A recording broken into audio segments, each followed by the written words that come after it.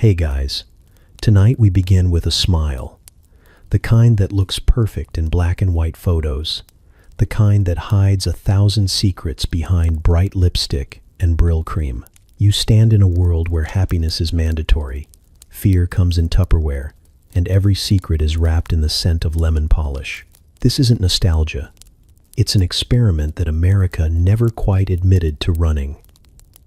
So before you get too cozy, take a second to gently tap that new hype button YouTube just added. It really does help little guys like me push through the algorithm. And be sure to like the video and subscribe, but only if you genuinely enjoy this strange little corner of quiet storytelling. Drop a comment with where you're listening from and what time it is for you. It's strangely comforting to know who else is drifting off with us around the world. Now, get comfortable. Let the day melt away, and we'll drift back together into the quiet corners of the past. You pull into the neighborhood like a delivery truck, bringing yet another family-shaped package. The houses all match, neat as teeth, in a perfect suburban smile. The lawns glitter with dew, so green they look suspicious, like they've been ironed.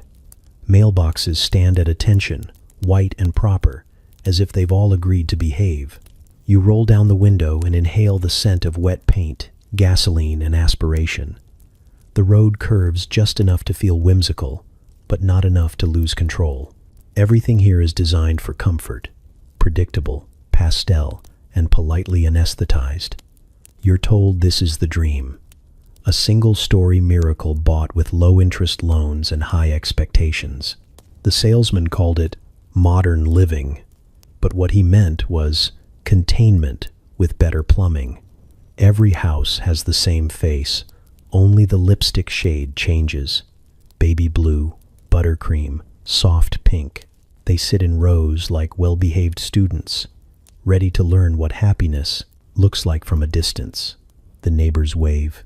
They always wave. One hand in the air, the other clutching the illusion that they belong here. You wave back automatically, because that's the rule.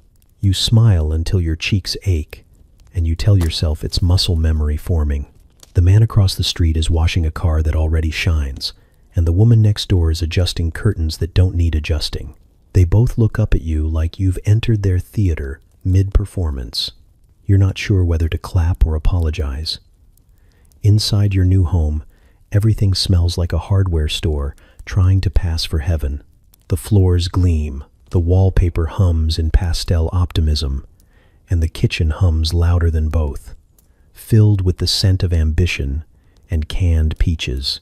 The refrigerator door closes with a sound of finality, a reminder that you now own both this appliance and this version of yourself.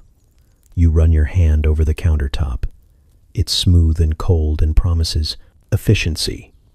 The salesman said the kitchen is the heart of the home, but you suspect it's more of a stage. Outside, a delivery truck glides by, leaving behind a trail of boxes marked with words like hope and fragile. Somewhere, a child shrieks with joy or terror. It's hard to tell the difference here. The radio hums from an open window, a syrupy voice telling you that this is the best decade humanity has ever seen. You want to believe it. You really do. But belief, like credit, is something you'll spend now and pay for later. The first night, you sit on the porch and watch the streetlights flicker on like cautious stars. The air smells faintly of grass clippings and grilled meat. A couple strolls by holding hands, their laughter carefully measured so it sounds spontaneous.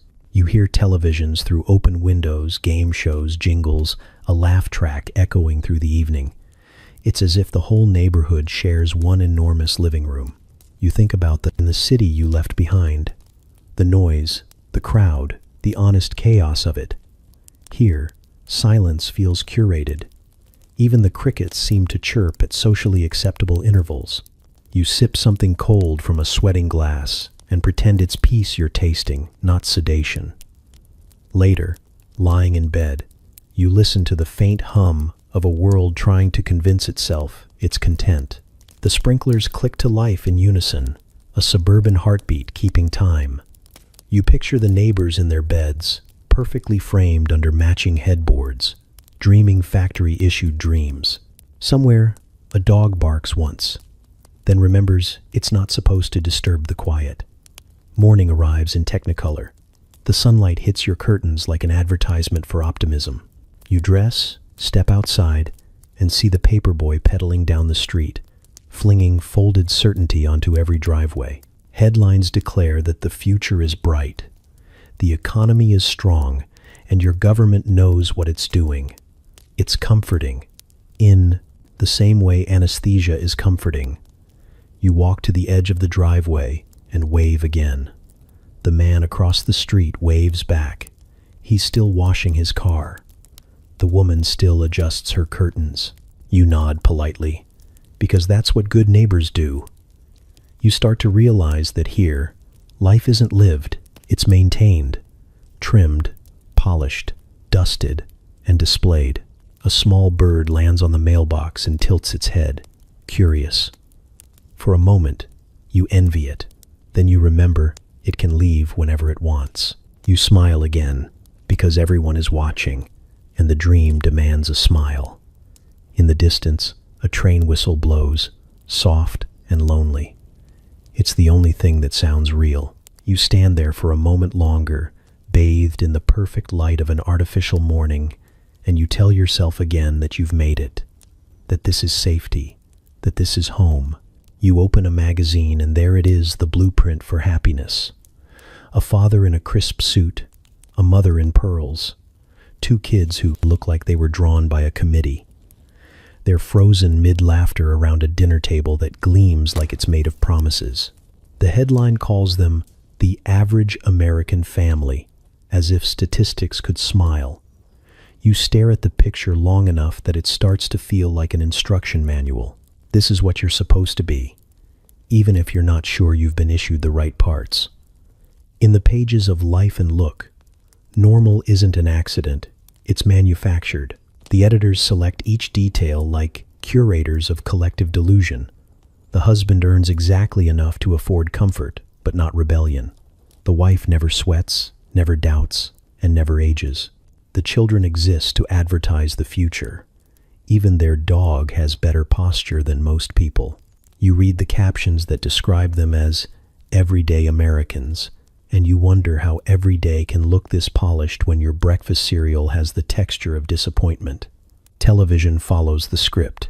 With evangelical precision, families beam from the screen in perfect black and white order, every joke landing, every conflict resolving before the commercial break.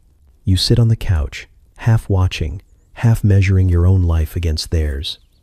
You glance at your own table, where the toast is burnt and the conversation thinner than the jam. Still, you laugh when the laugh track tells you to, because silence feels like failure. Advertisers build their empires on your insecurities. They whisper that happiness smells like new detergent, and success comes in a 4-door sedan. They promise you belonging if you just buy the right kind of mayonnaise. Every product is a brick in the house of normal, and you keep building because everyone else is. The magazines tell you that the Joneses already have a new toaster, and you can't bear the thought of being the family that still burns bread the old-fashioned way. You start to notice that no one in those glossy pages ever looks tired. No wrinkles, no stains, no doubt.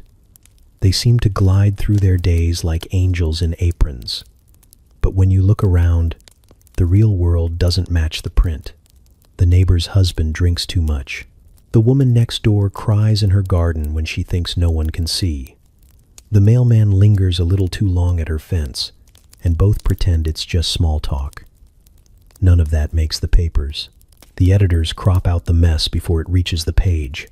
Some nights you wonder where the picture ends and the performance begins. Maybe everyone's just afraid to blink, worried the illusion will collapse. You start adjusting your own life accordingly. The good china comes out even when no one visits. You rehearse your smiles before dinner, practice cheerful nods in the mirror like an understudy hoping for approval. You tell your children to sit up straight because posture, apparently, is a moral choice.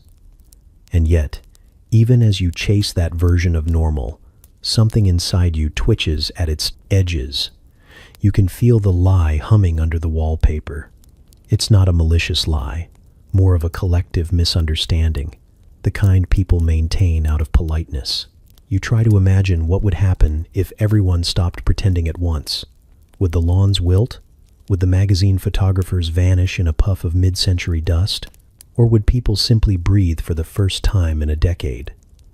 In quiet moments, you catch yourself flipping through those glossy pages again, searching for some clue about what went wrong. But nothing in there admits to the existence of fatigue, or fear, or loneliness that hums between dinner and bedtime. The myth of normal doesn't have a chapter for nights when you can't sleep, staring at the ceiling, wondering if everyone else is just as lost but better at smiling through it. You close the magazine, and for a moment the silence feels heavier than usual. The television across the street glows blue through a window, the family inside laughing at cue.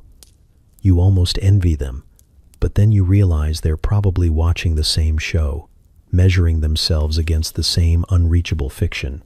You draw the curtains, not to shut the world out, but to stop comparing your reflection to theirs. Somewhere out there, an editor is already writing next month's issue, choosing which version of perfection to print. You can almost hear the typewriter keys tapping out the script of a nation pretending to be average. And you, like everyone else, will pick it up from the newsstand, take it home, and flip through its pages as if you're searching for a photograph of yourself that was never taken. You stand in an empty lot, surrounded by staked-out promises. The salesman gestures at the dirt like it's the Garden of Eden and says words like equity and legacy with the confidence of a preacher who's never missed a payment. Behind him, a billboard shows a smiling family framed by a pastel house and a station wagon that gleams like destiny. He tells you this is the future. You nod because you want to believe that happiness can be measured in square footage. The model home smells like new beginnings and industrial glue. The carpet muffles your footsteps, just enough to make you feel important. You trace a finger along the smooth banister and imagine small, well-behaved children racing down it in slow motion. The kitchen shines like a commercial, all chrome and clean lines. The salesman calls it modern efficiency, which sounds less like a room and more like a lifestyle you can buy on installment. You picture dinner at this table, the perfect roast glistening under the new overhead light, laughter timed to coincide with the clink of glassware. It's a scene you've seen in advertisements, only this time it has your name on the deed. Outside, a line of identical homes stretches down the cul-de-sac like cloned optimism. Each one promises individuality while wearing the same face. The streets have names like Pleasant View and Sunnybrook, though the nearest brook is a drainage ditch and the only view is of other people trying just as hard. The lawns are new, thin green blankets barely covering the dirt beneath. The first few homeowners are already mowing, adjusting sprinklers, and smiling at strangers as if to say, "We did it. We made it to safety." You sign the papers with a pen that feels heavier than it should. The mortgage company congratulates you like you've just joined a secret club. You nod through the jargon, trying not to think about the number of years it will take to own a house that will have aged faster than you. The bank clerk slides the folder across the desk, his grin a little too practiced. He tells you that homeownership builds character, as though debt were a form of moral training. The first week, everything feels ceremonial. You hang curtains that don't quite fit, hammer in nails for family photos you hope will age well, and arrange furniture according to diagrams from the catalog. The house creaks politely, as if it's still learning to accommodate your presence. Neighbors appear with casseroles, each dish an edible introduction to conformity. They mention the homeowners association with the same reverence once reserved for gods. You nod again, because that's what everyone does here. Agree, smile, and pretend the rules were your idea. At night, you lie awake and listen to the hum of appliances working to maintain the illusion. The refrigerator keeps your milk cold, the heater breathes rhythmically, and somewhere beyond your walls, sprinklers hiss in unison, baptizing every blade of grass in suburbia. You tell yourself this is what progress sounds like. It's not silence, exactly, but a kind of organized quiet that feels rehearsed. On weekends, you drive to the shopping center, an open-air cathedral of commerce, where everything gleams under fluorescent salvation. There's a furniture store filled with things designed to make your house look like someone else's dream. You buy a couch because it's timeless, though the salesman confides that the next model will be even more timeless.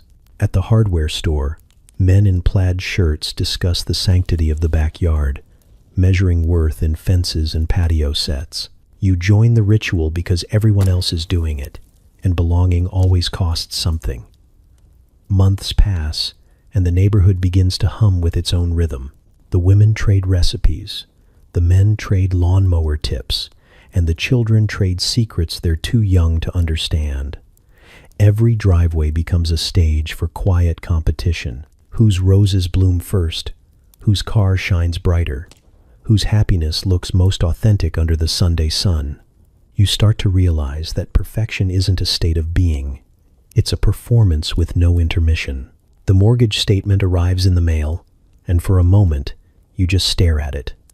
The bold numbers glare back like an accusation. You remind yourself, this is the price of stability, of keeping up with the dream.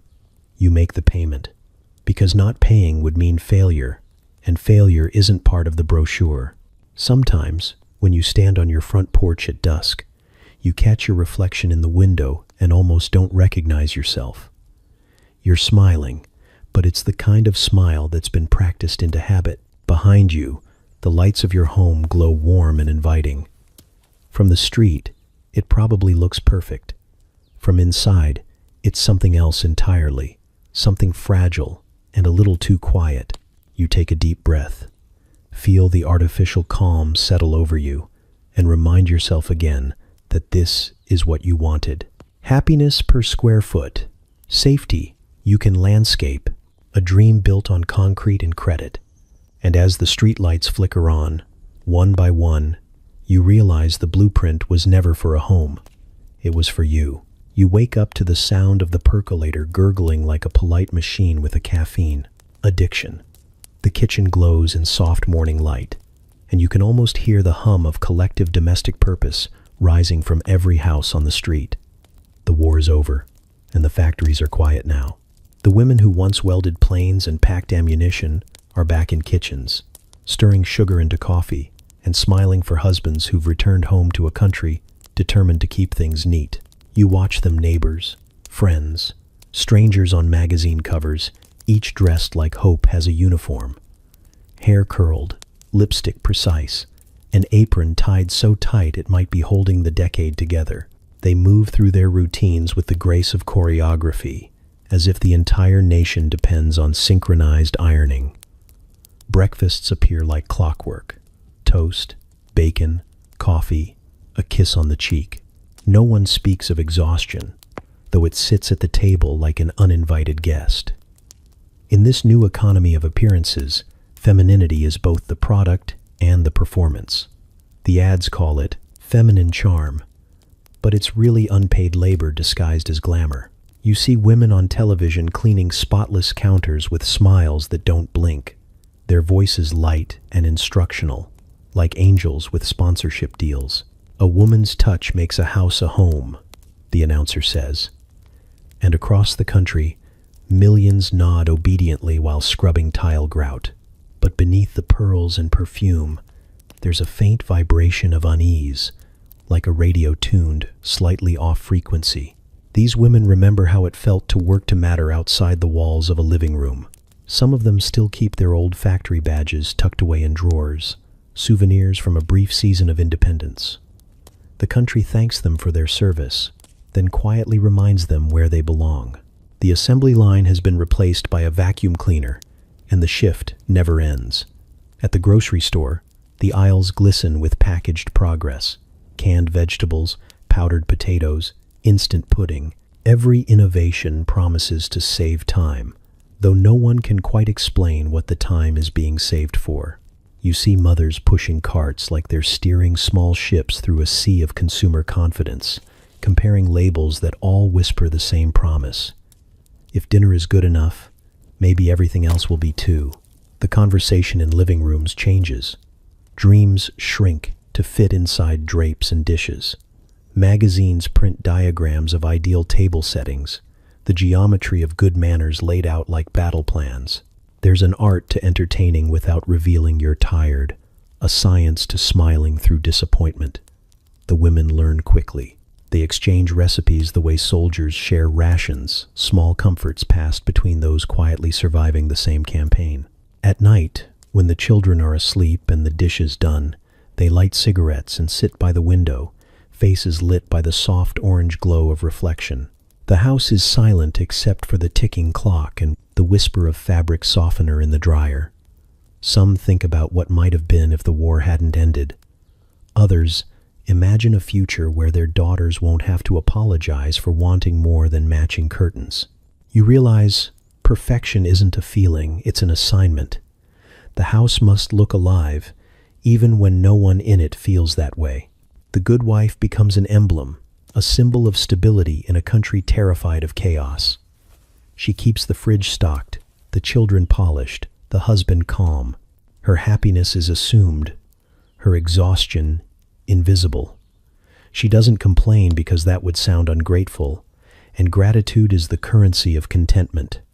Sometimes, though, the mask slips. A laugh too sharp at a dinner party, a wine glass clinking a little too hard on the counter, a long stare at nothing in particular while folding laundry. The cracks are small, almost elegant in their restraint. You see them, and for a moment, the entire illusion trembles. Then, the oven. Timer dings, the smile returns, and the scene resets itself.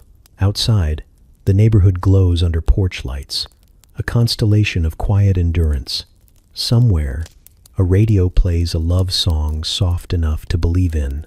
You glance down the row of identical houses and imagine the stories behind every lit window, women performing miracles of composure, holding the world steady with one manicured hand. You wonder how long they can keep it up, how long a dream can survive when it depends on never waking.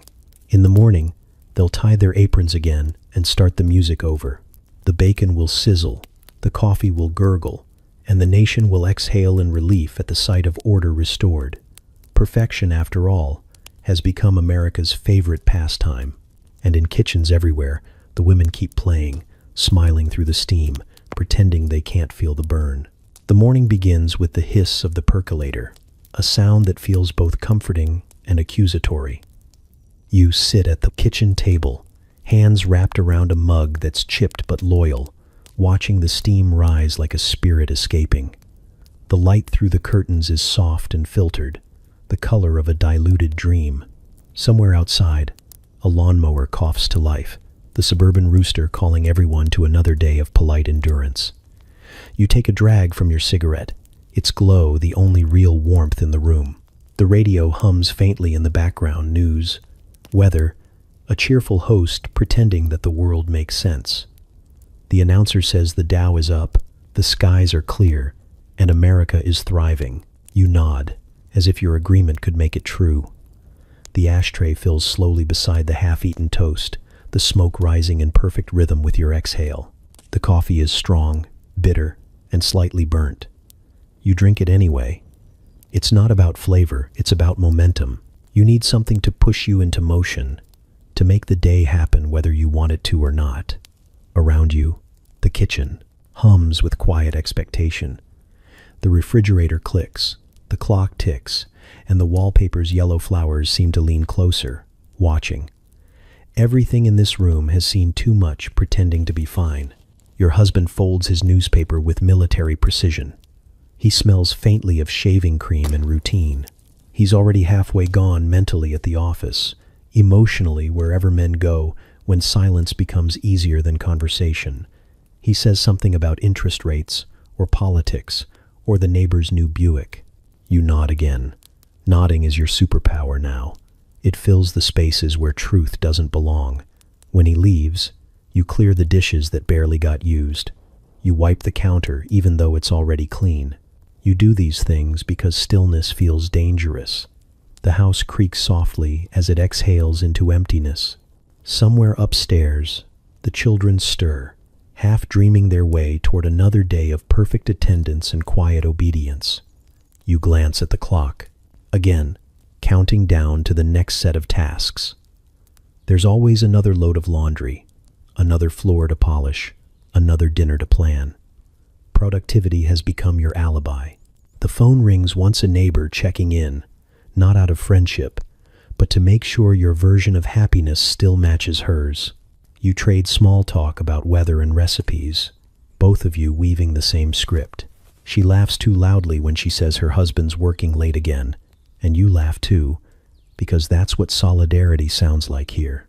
When you hang up, the silence feels heavier, like something pressing against your ribs. You light another cigarette and stand by the window. The smoke curls upward, delicate and defiant. Outside, the street looks like a painting neatly framed, pleasantly dull. The mailman walks with mechanical cheer, delivering envelopes filled with bills, advertisements, and quiet expectations. Across the street, a woman hangs laundry, the sheets billowing like surrender. Flags. You wonder if she's thinking the same thing you are, that this life looks better from the outside, like a photograph that stops before the truth begins. The radio shifts to a love song, syrupy and safe. You hum along, pretending it means something. In the ashtray, the cigarettes pile up like tiny monuments to patience. You think about the version of yourself that once existed, the girl who danced to war-era swing and believed in momentum. She's still there, somewhere beneath the routines and recipes, buried under layers of obligation and good manners. You can feel her sometimes, knocking faintly from under the surface. By noon, the coffee pot is empty, and the sun is too bright for comfort. You open a window and let in air that smells faintly of gasoline and blooming lilac. It should feel fresh, but it only reminds you that the world keeps moving, whether you're keeping up or not. You look around at the spotless kitchen, the folded towels, the gleaming sink, and realize that order has become your only form of control. The clock ticks louder in the afternoon, a slow countdown to dinner, to another conversation that will skim the surface and never dive. You stub out your cigarette, the ember dying with a faint hiss, and watch the last trail of smoke fade into nothing. For a moment, you imagine what it would feel like to leave the mug half full, the dishes undone, the house slightly imperfect. Then the thought dissolves as quickly as it came. You pour another cup instead, light one more cigarette, and sit back down at the table. The coffee is cold now, the taste familiar, the comfort mechanical. Outside, the world hums along in matching rhythm, every home, every family, every secret behind its curtain. You exhale, slow and steady, watching the smoke rise again. It drifts toward the ceiling, soft and shapeless, disappearing into the air like a thought you're not supposed to have. You watch them march to school like small soldiers in plaid, shirts and scuffed shoes, their lunchboxes swinging like ammunition packs. They don't know it yet, but they're already enlisted in a quiet campaign, the battle to become men, before they're old enough to understand what that means. The teachers call them young gentlemen. The fathers call them tough. And the world calls them everything except what they actually are, children. Their mornings begin with combed hair and quiet warnings. Don't cry. Don't fuss. Don't let anyone see you flinch. They recite the Pledge of Allegiance with the same rhythm they'll later use to sign mortgage papers. The flag flutters above the school like a reminder that manhood isn't a choice, it's a duty dressed in patriotism. At recess, the rules are simple. No dolls, no weakness, no backing down. You can scrape a knee, but not your pride. They learn fast. When a boy falls, the others pause, waiting to see if he'll cry. If he doesn't, they nod approvingly and call him tough.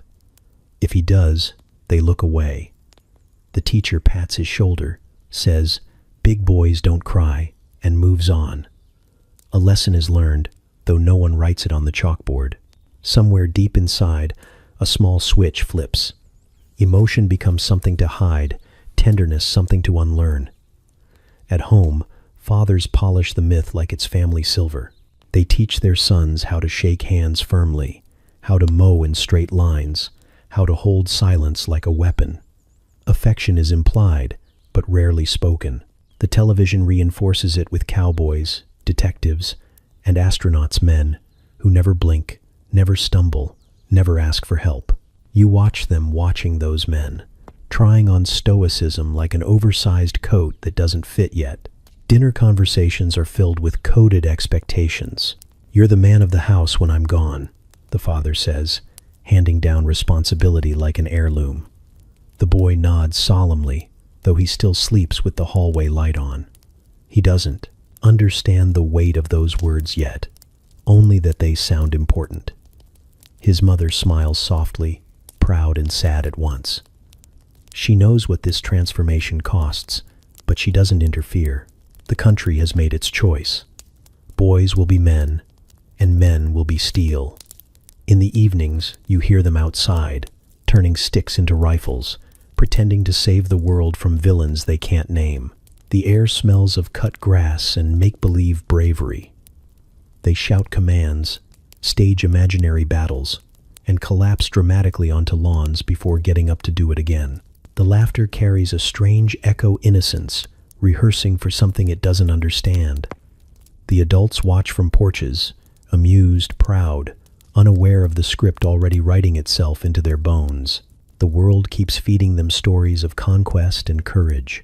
Comic books, movie posters, classroom maps filled with red and blue borders. Somewhere between homework and bedtime, the idea of gentleness evaporates. Fear becomes the enemy, and the enemy must always be defeated. They fall asleep, dreaming of victories that belong to other people, their small hands clenched around invisible weapons. Years later, those same boys will stand at attention, older but not freer, waiting for orders that sound eerily familiar. They'll remember how it felt to be praised for endurance, for silence, for never showing the softness that makes life bearable. They'll wear suits instead of uniforms, shake hands instead of play fights, and smile in photographs that don't show how tired they are of pretending. Some will grow into the fathers who teach the same lessons, their voices gentle but their words sharp. The cycle continues because it feels safer than the truth that men are allowed to feel, but only when no one's watching. And yet, somewhere in that suburban sprawl of freshly mowed lawns and Sunday sermons, a few boys hesitate. They hold their breath a moment longer before pretending to be unbreakable. They linger over books instead of baseballs, listen instead of shouting. You see it sometimes, the flicker of something untrained curiosity, kindness, fear. It's gone in a second, swallowed by the need to belong. By bedtime, they've forgotten it ever happened. The lights go out, the world goes quiet, and another day of training is complete. Tomorrow they'll wake up, put on their brave faces, and keep marching toward a manhood no one ever asked if they wanted. The world will nod approvingly, the fathers will clap their shoulders, and somewhere deep down, a small part of them will keep waiting for permission to just be. You learn early that being a girl isn't about growing, it's about refining. Everything rough must be polished, everything loud softened to a polite shimmer. You're told that beauty is both your duty and your defense, and that posture can carry you further than any degree. The women around you say it kindly, as if they're passing down survival tactics, disguised as etiquette. Shoulders back, chin up, smile even when it hurts, especially when it hurts. Charm school arrives like an invitation and a warning. The brochure shows girls your age, balancing books on their heads and sipping tea with military precision. You show up in your best dress, knees together, heart uncertain. The instructor greets you with a smile so bright it could sterilize a room. She calls everyone dear and smells like lavender and control. You sit straight-backed while she explains the science of feminine perfection. How to walk, how to sit, how to exist without taking up space. Your first lesson is smiling, Not the kind that reaches your eyes, but the practiced curve of compliance. You do it in front of mirrors until your cheeks ache, learning to hide discomfort behind dimples. The instructor says a smile is a girl's best accessory, right next to modesty.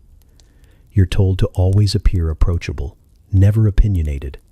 Confidence, she says, is admirable, but only in moderation. Like perfume. At home, your mother approves. She brushes your hair 100 strokes and tells you you're lucky to be learning grace while you're young. You watch her in the mirror as she pins her curls and reapplies lipstick before your father comes home, a quiet ritual of transformation. She tells you that charm is power, but what she really means is that it's armor. Her hands are gentle but firm, her advice wrapped in nostalgia. She believes she's preparing you for a world that still confuses femininity with permission.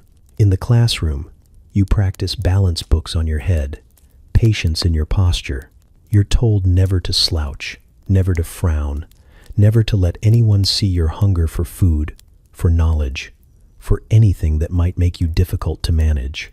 You learn that asking questions sounds like rebellion, and rebellion isn't ladylike. The boys get to argue, to shout, to be bold. You get to smile and agree. Television reinforces the lesson. It's glowing women teaching you how to speak in careful tones and laugh at the right volume. Every sitcom wife looks radiant, even while holding a casserole. Every commercial tells you that beauty leads to happiness, as if eyeliner were an exit strategy. You study their movements the way an actor studies lines. You start to mirror them unconsciously, the choreography of composure sinking into your bones. The world outside mirrors the classroom. Store windows are filled with mannequins wearing dresses that promise transformation. Magazines show women folding themselves into perfection. One article teaching you how to attract attention, the next teaching you how not to seem like you want it. Even the advice contradicts itself gracefully. You're told to be pretty, but not proud.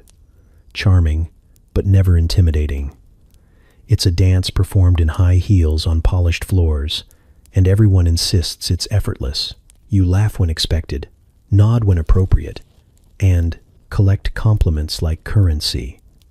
Sometimes, though, you feel something sharp beneath the surface, an unspoken exhaustion, a quiet wondering of who you might have been if no one had told you who to become. But the thought passes quickly, replaced by the instinct to fix your posture and adjust your hem. At night, you wash off your makeup and stare into the mirror, the girl underneath looking strangely unfamiliar. You try to smile again, but without the audience, it feels wrong, incomplete. The reflection stares back, waiting for the signal that it's safe to be real. You almost give it. Almost. Then the moment folds itself neatly away, tucked between manners and mascara. Morning comes, and the performance begins again. You press your dress, curl your hair, and walk carefully down the stairs, each movement precise and practiced. The world outside hums with expectation, and you step into it, graceful and composed, ready to charm your way through another day. No one claps, but the applause is implied. After all, you've learned your part well. It begins as a flicker in the living room, a new hearth glowing with electric divinity. You stand before it, watching the world compress itself into 12 inches of glass and light. The salesman at the department store called it the window to tomorrow, and for once, he wasn't entirely lying. Tomorrow arrives in black and white, humming faintly, framed in polished wood. Families gather around it like worshippers before an altar, the furniture rearranged for optimal reverence. At first, it feels miraculous. The screen hums, and suddenly you're somewhere else. New York, Hollywood, the surface of optimism itself. The news anchor's voice sounds like authority wrapped in cologne. Comedians grin with perfect timing, their jokes landing like clockwork. The world looks clean, funny, safe. It's America condensed and curated, piped into your home by men in suits who call it progress. You don't question it yet. You just stare, the glow softening your face, the static whispering the gospel of better living. Soon, you start measuring your life against the ones that live inside the box. Their kitchens are brighter, their children quieter, their troubles solved neatly before bedtime. You learn what happiness looks like from sitcoms, how laughter can drown out disappointment if it's timed correctly. You start to notice how all the families look the same, how every woman smiles through dinner, every husband delivers punchlines instead of apologies. It's comforting, in a way, the predictability of it. The world outside may be uncertain, but here, everything resets after the commercial break. The commercials, though they're something else entirely, they slip between the shows like sweet little sermons. Shiny-haired women beam about detergents that wash away not just stains but shame. Men drink coffee that promises authority and respect. Even the children in the ads seem rehearsed in the art of selling wholesomeness. You don't just watch them, you absorb them. Each jingle becomes a truth, each slogan a commandment. Somewhere between the laughter and the laundry soap, the line between entertainment and instruction quietly disappears. Evenings start to revolve around the schedule. Dinner is plated a little faster so everyone can gather in time for the nightly lineup. The lights dim, the air stills, and suddenly you're all quiet parents, children, neighbors, bathed in the soft blue glow. The television doesn't just tell stories, it dictates rhythm. It teaches how to laugh, when to sigh, when to feel proud. And you follow because the glow feels good. It tells you who to be and who you already are.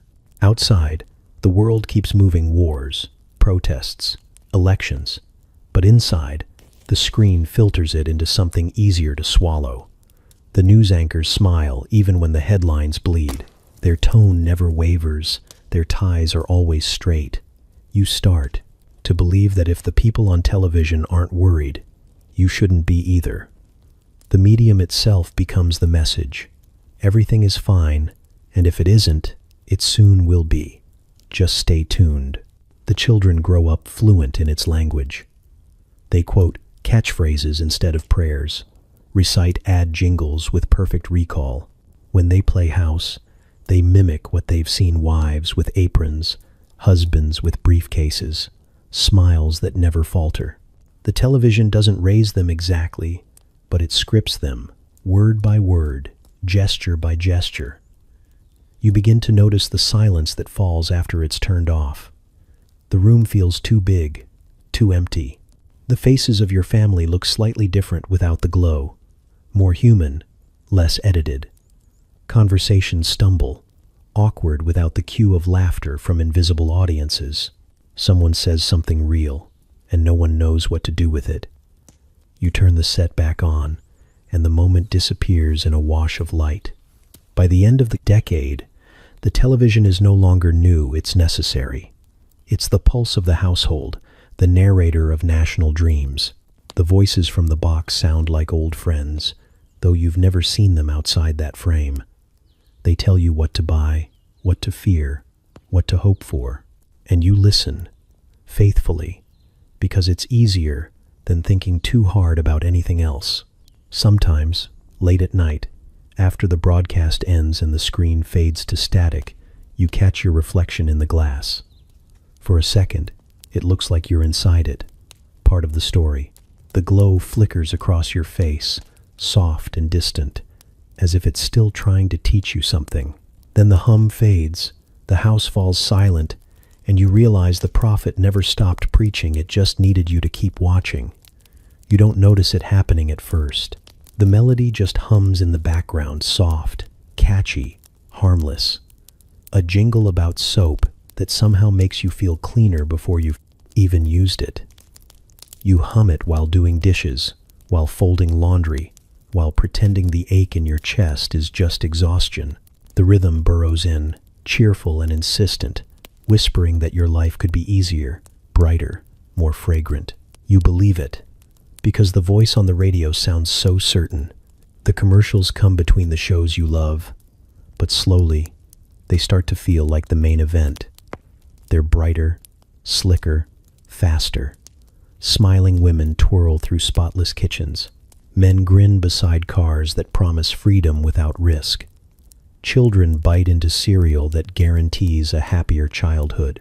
Every ad feels like an invitation to join a secret club where everyone's beautiful, content, and inexplicably well lit. You start to measure your happiness in brands, your worth in ounces and price tags. A new detergent promises whiter whites, and suddenly the neighbor's laundry looks suspiciously dingy. You notice things you never used to: streaks on windows, faded drapes, the tired look of last year's refrigerator. It isn't vanity, it's survival. Each purchase feels like progress, like proof that you're keeping up with the times. The commercials don't sell soap or soda, they sell reassurance. The idea that you're doing okay, that you're winning, even when you're quietly unraveling. The world outside grows louder: politics, headlines, rumors of unrest. But inside your living room, the television remains soothing. Every crisis is interrupted by an ad, reminding you that happiness can be purchased in installments. The same voice that reports on war cheerfully transitions into selling toothpaste, the tone seamless, the smile unwavering. You start to realize that optimism has become a product too. At the grocery store, you watch women glide their carts down gleaming aisles, their choices orchestrated by jingles playing faintly from hidden speakers. They pick the same brands, the same boxes, the same promises. Shopping feels almost patriotic, a small, domestic version of victory. The economy thanks you for your loyalty, even if your wallet doesn't. You don't think of it as consumption, it's participation. You learn to speak in slogans: better living through chemistry, because you're worth it. Keeps going and going and going. They slip into your vocabulary like scripture. Even the children absorb it, repeating catchphrases between games of tag, their innocence tuned to the frequency of salesmanship. The playground becomes a testing ground for the newest snacks and toys, friendship measured by who owns what. At night, as you tidy the house, you notice how the products have multiplied: bottles, boxes, sprays, small monuments to modern life lining every shelf. Each one promises to fix, brighten, soften, or improve. Together, they form a quiet altar to control. You can't stop the world from changing, but you can keep your floors gleaming. You can't silence the unease in your chest, but you can spray it with air freshener that smells like citrus and denial. The men aren't immune either. They're told that power comes in horsepower, that manhood fits neatly into a briefcase or a six-pack. The ads are tailored to everyone. Equal opportunity hypnosis. Even love starts to sound like marketing. Buy her this, show him that. Prove your affection through objects that shine and expire. Emotion repackaged as transaction, sincerity filtered through slogans. Sometimes, when the house is quiet and the screen goes dark, you catch yourself staring at your reflection in the glass, the faint outline of a person surrounded by possessions, each one promising something you can't quite name. You think about the commercials you've memorized, the jingles that play in your head uninvited, looping endlessly like prayers you never meant to learn. The next morning, you open a new box of cereal. The packaging greets you like an old friend, bright and comforting. The first bite tastes faintly of nostalgia, though you've never stopped eating it. You flip on the radio, and the same cheerful voice assures you that happiness is just one purchase away. The tune plays again, familiar and precise. You hum along without thinking. Outside, the world keeps spinning, unpredictable and wild. Inside, everything hums with order, polished and purchased, each object a tiny piece of calm in a restless age. The commercials don't just sell products anymore. They sell control, the illusion that you can curate your life into perfection, one advertisement at a time. You sip your coffee, light another cigarette, and let the melody wash over you again. It's catchy. It always is. You meet under soft lighting, because all good love stories begin that way. The movie theater hums with perfume and popcorn, and the air feels charged with something almost romantic, almost commercial. You sit beside someone whose smile seems to glow brighter than the projector beam, and for a moment, you believe it's destiny. The silver screen flickers, and Hollywood whispers that this moment, this feeling, is what forever looks like. It doesn't matter that you barely know each other. The movies have already filled in the blanks. Courtship becomes choreography. There's the right way to flirt, the right way to hold hands, the right kind of laughter. Magazines publish advice columns detailing every gesture. How long to pause before answering the phone. How to tilt your head just so when listening to a compliment. Love has a script now, and everyone is reading from the same page. The men are taught to chase, the women to be caught gracefully, modestly, as if it was never their idea. You fall for someone who looks like they could fit on a movie poster. The hair just so, the smile well-timed, the future implied in clean lines and pressed collars. You go to drive-ins and diners, sip milkshakes through 2 straws, pretend the jukebox songs were written about you. But somewhere between the slow dances and the goodnight kisses, you realize you're playing parts that were cast before you were born. The words feel familiar because you've heard them 100 times before, delivered by actors who made you believe that chemistry was the same thing as compatibility. Love is everywhere, and yet somehow it feels supervised. Parents nod approvingly when it looks respectable, nervous when it looks real. Passion is a word you hear, whispered, not spoken. Desire is something that exists off-screen, hinted at in the flicker of shadows and closed doors. The movies teach you how to yearn beautifully without ever acting on it. You learn to blush on cue. Marriage isn't just a promise, it's a performance. The invitations, the rings, the smiling photos in local newspapers, the neighbors' comment on how lovely the ceremony was, as if loveliness were proof of endurance. You sign papers that make love official, legal, taxable. It feels grand, sacred, adult. But beneath the lace and vows, there's the quiet hum of transaction. 2 families merging assets, 2 people building credit. You call it romance, because no one wants to admit its economics in formal wear. Once the honeymoon glow fades, the tone shifts. Love becomes routine, manageable, filed neatly between paychecks and grocery lists. You both learn to speak in pleasantries. How was your day?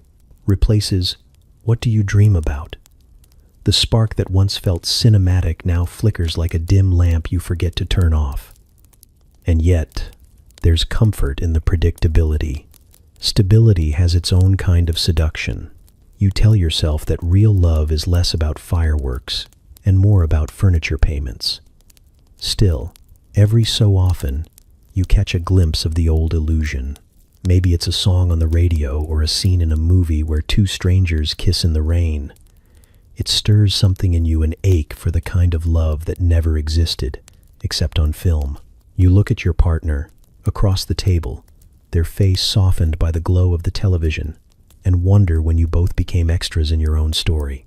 The magazines keep promising that happiness can be maintained with effort and matching towels. The movies say love always wins, though they never show what happens after the credits. You try to believe both. You buy flowers on anniversaries, you plan dinners that taste like nostalgia, you hold hands during the quiet parts of the show. You keep the illusion alive, because it's easier than imagining life without it. Sometimes, late at night, you flip through old photo albums and think how beautiful everything looks in black and white. The smiles, the clothes, the houses perfectly framed, perfectly still. You tell yourself that this is what love was meant to be. Tidy, timeless, unthreatening. The world outside may be changing, but inside your neatly lit home, the picture holds. You turn off the lights and climb into bed beside someone who feels both, familiar and far away. The hum of the television fades in the background, another couple on screen falling in love for the first time. You close your eyes and pretend you're still in that theater, still believing that forever comes with a soundtrack and perfect lighting. In the darkness, the glow lingers. It always does. You start to notice it in the pauses. the way voices soften when company leaves, the way laughter ends a little too sharply. From the sidewalk, every home on the block looks identical: white fences, bright lawns, windows glowing like the promise of normalcy. But behind those curtains, something else stirs. The air feels heavier there, sweet with perfume and something unspoken. Perfection always hides a draft. At night, the lights dim and the performances end. The husbands slip off their shoes, loosen their ties, and stare too long at the television without really watching it. The wives sit beside them, legs crossed, hands folded, faces polite. They don't speak much. The commercials fill the silence, promising new beginnings in the form of detergent and dish soap. The house hums, the clock ticks, and everyone pretends they can't feel the distance expanding across the couch. Loneliness becomes a quiet epidemic, passed between good neighbors and polite smiles. You see it in the grocery store, in the way a woman lingers by the fruit display just to make small talk with the clerk. You see it in the way men stay late at work, not for the paycheck, but because the office feels less empty than home. They don't call it loneliness, though. They call it duty or routine or staying busy. The words change, but the ache underneath stays the same. Some people find small rebellions, a secret drink poured heavier than usual, a late-night phone call to someone who listens better than their spouse, an affair that begins not with passion, but with recognition, someone looking at you like you're still alive. It doesn't happen fast. It happens in glances, in laughter that lasts too long, in hands brushing by accident and not pulling away.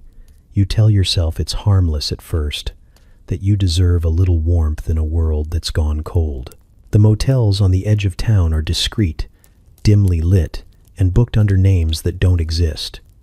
The walls are thin but merciful, and the beds creak like accomplices. In those rooms, the world feels temporarily suspended. No chores, no children, no expectations. Just two people pretending time can be borrowed. They whisper things they haven't said in years, things too fragile for daylight.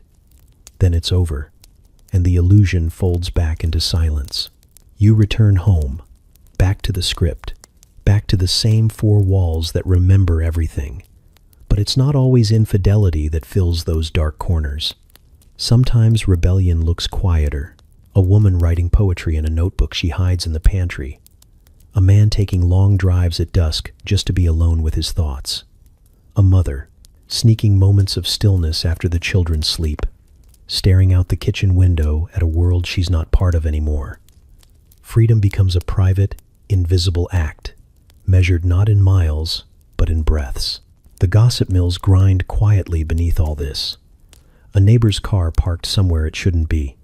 A lipstick shade too bright for errands. Someone seen buying whiskey midweek. Rumors spread like pollen, subtle and everywhere. You tell yourself you're above it, but even you listen a little too closely when names are whispered. It's easier to believe in other people's cracks than to look at your own.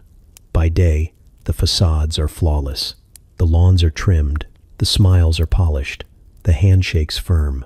But the eyes, if you look closely, tell a different story. They hold the residue of secrets too well kept, of dreams deferred so long they've gone stale.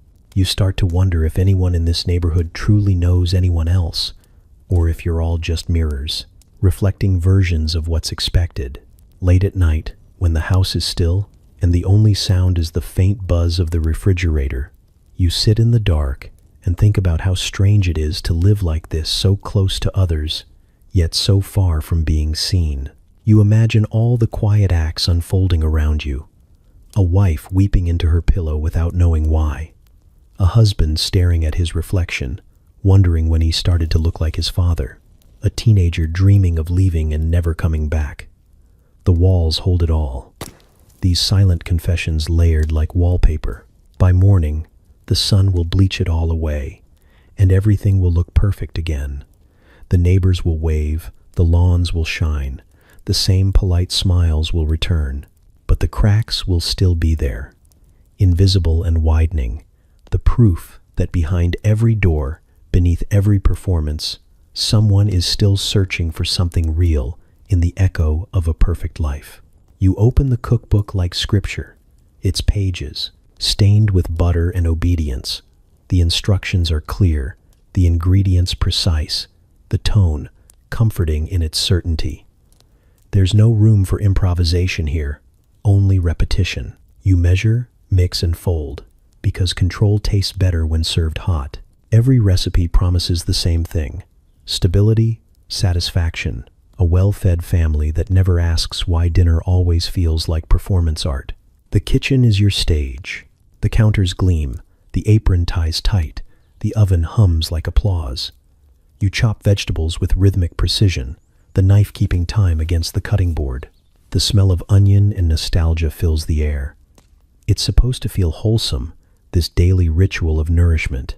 But there's something ritualistic about it, almost religious. You tell yourself you cook because you love them, but sometimes it feels like you cook to keep the silence from saying too much. Every dish has a role to play. The casserole is the peace treaty, the roast, declaration of normalcy. The gelatin mold, a shimmering dome of color and denial, sits proudly at the center of the table, holding together fruits that would never coexist otherwise.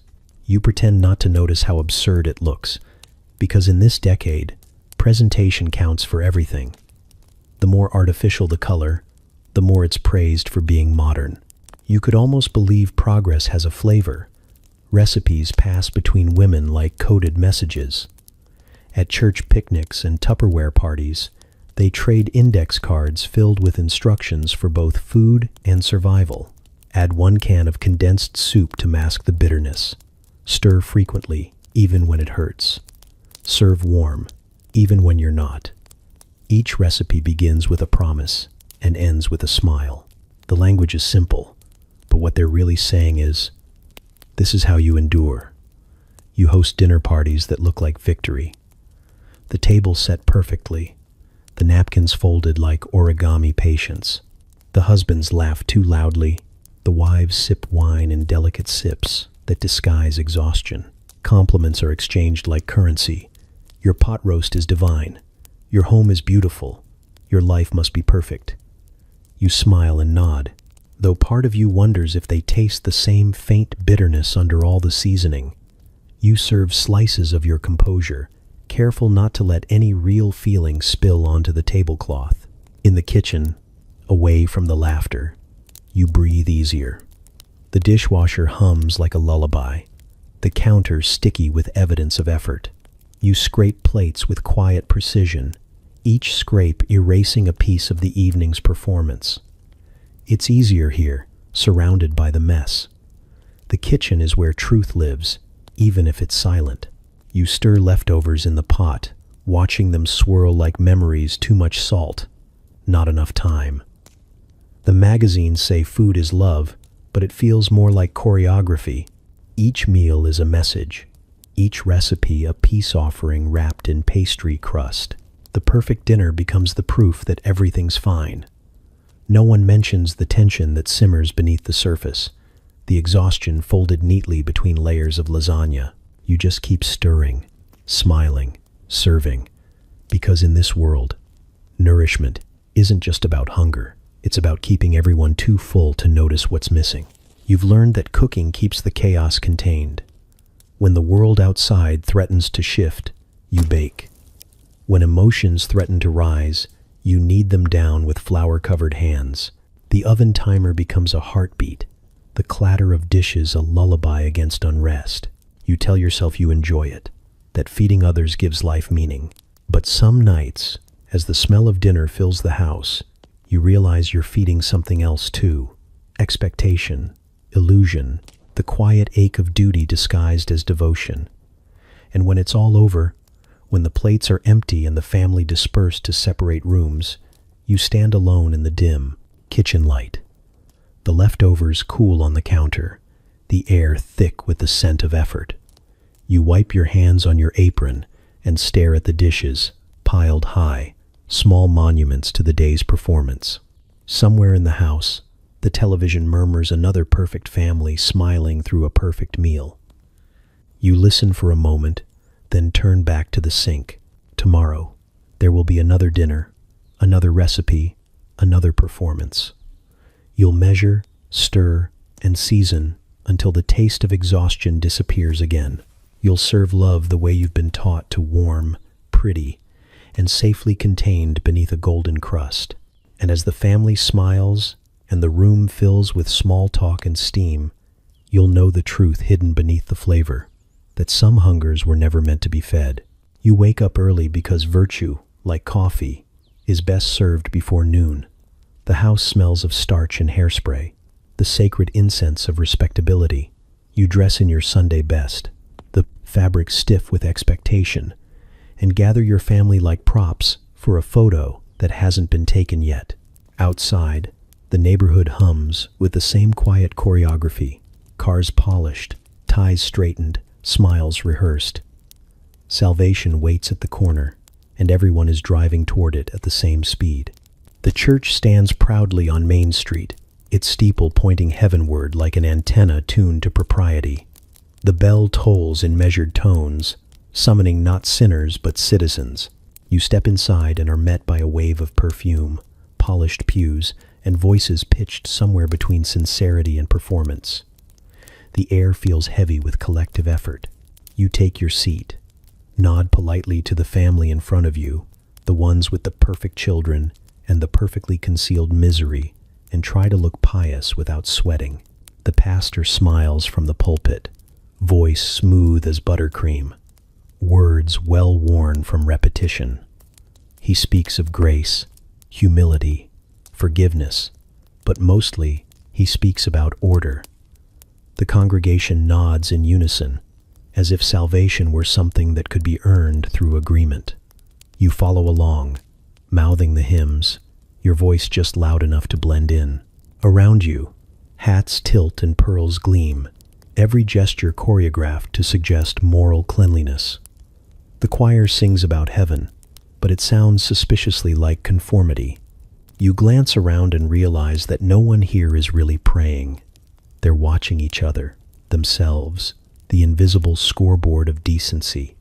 The service is less about faith and more about proof. Proof that you're good, respectable, trustworthy. Proof that you belong. The pews creak under the weight of secrets dressed in their Sunday clothes. Children fidget.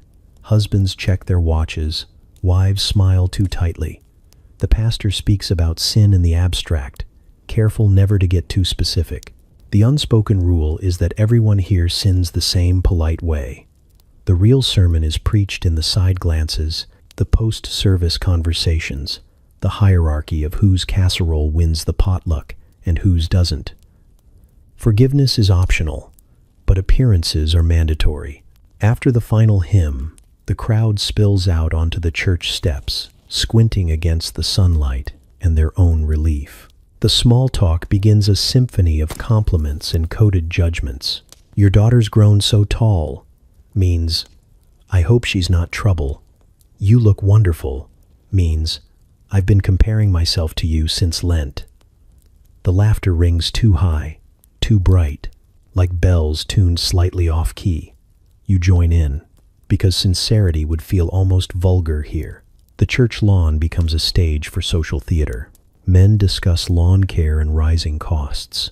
Women exchange recipes and glances that weigh each other's lives in ounces. Children run in circles, their laughter briefly real before someone hushes them for scuffing their shoes. You can feel the pulse of comparison under every conversation, the quiet panic of keeping up.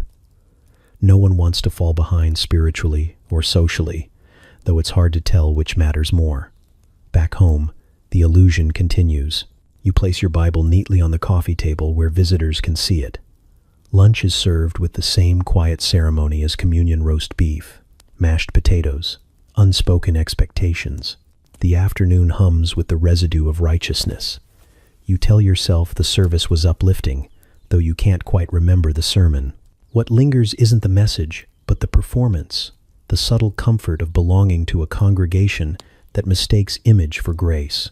Sometimes, late at night, when the street is silent and your reflection catches in the darkened window, You wonder if anyone in town actually believes the things they say on Sunday, or if faith has simply become another kind of fashion, something you wear well enough to avoid questions. The thought flickers, uncomfortable but familiar. You whisper a quick prayer. Not for forgiveness exactly, but for balance, the ability to keep playing your part without losing sight of yourself. Next Sunday, you'll wake up early again. You'll iron the clothes, smile at the neighbors, and walk through the same church doors with the same polite reverence. The hymns will echo, the sermons will soothe, and the performance will continue seamlessly. Because in this quiet, manicured world, salvation isn't found in heaven. It's earned, one impression at a time.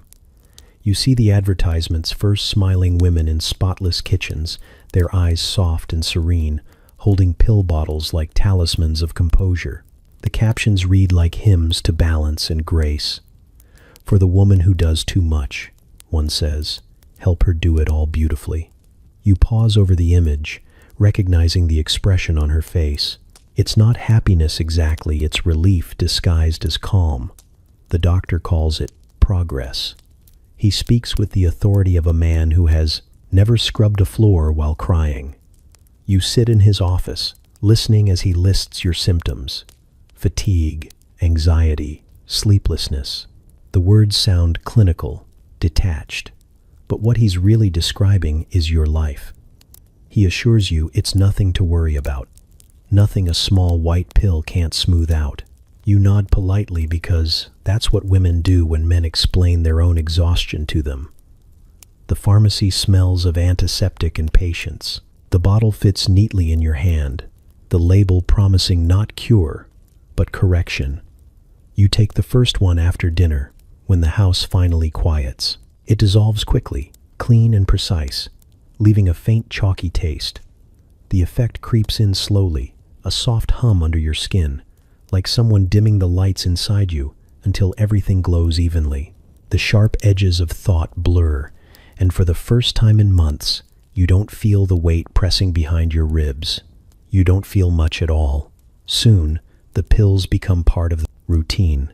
One after breakfast, one before bed, like vitamins for composure. You move through your day with practiced ease, folding laundry, packing lunches, smiling at neighbors. The children's noise seems distant now, muffled by something gentle and invisible. Your husband notices the change, though he doesn't ask questions. He compliments your new calm, the way your voice doesn't tremble when he's late, the way dinner is always ready on time. He kisses your forehead and calls you his rock.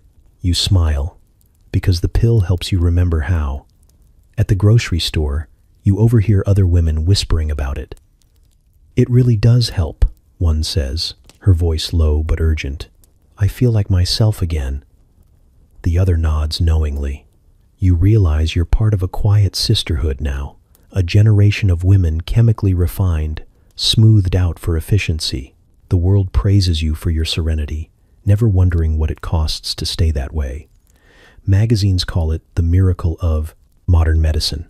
Articles promise that science has finally solved the problem of womanhood. The problem, apparently, was feeling too much. They print testimonials with smiling faces beside gleaming kitchens, each caption the same: now I can be the wife I've always wanted to be. You clip one of the ads and tuck it into a drawer, unsure whether you want to remember or forget. The days begin to blur together, polished and even. You move through them like water, clear, still, unbothered.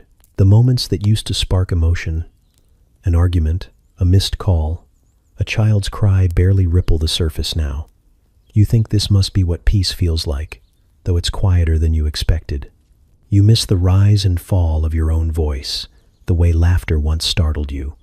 You tell yourself you're better now, more manageable, and the world seems to agree.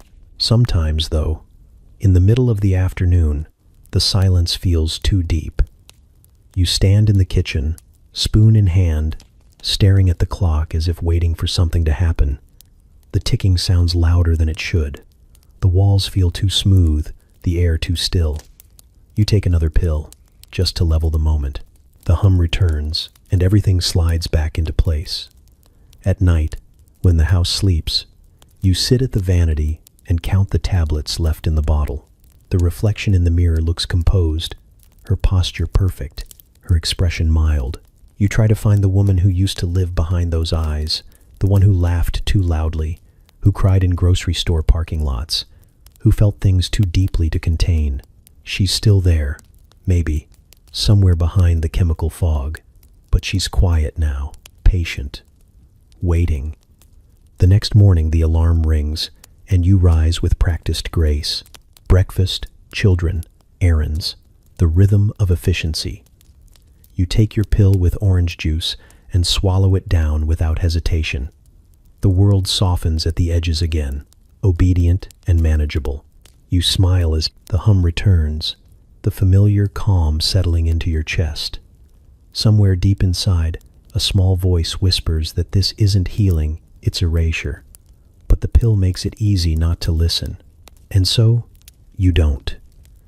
You learn to live with the end of the world the way you learn to live with weather unpredictable, but manageable with proper preparation. The radio tells you it could happen any day, and the announcer's calm voice makes it sound like just another item on the calendar. You don't panic. You plan. You make lists, clip articles, practice crouching beneath your desk while your teacher calls it duck and cover.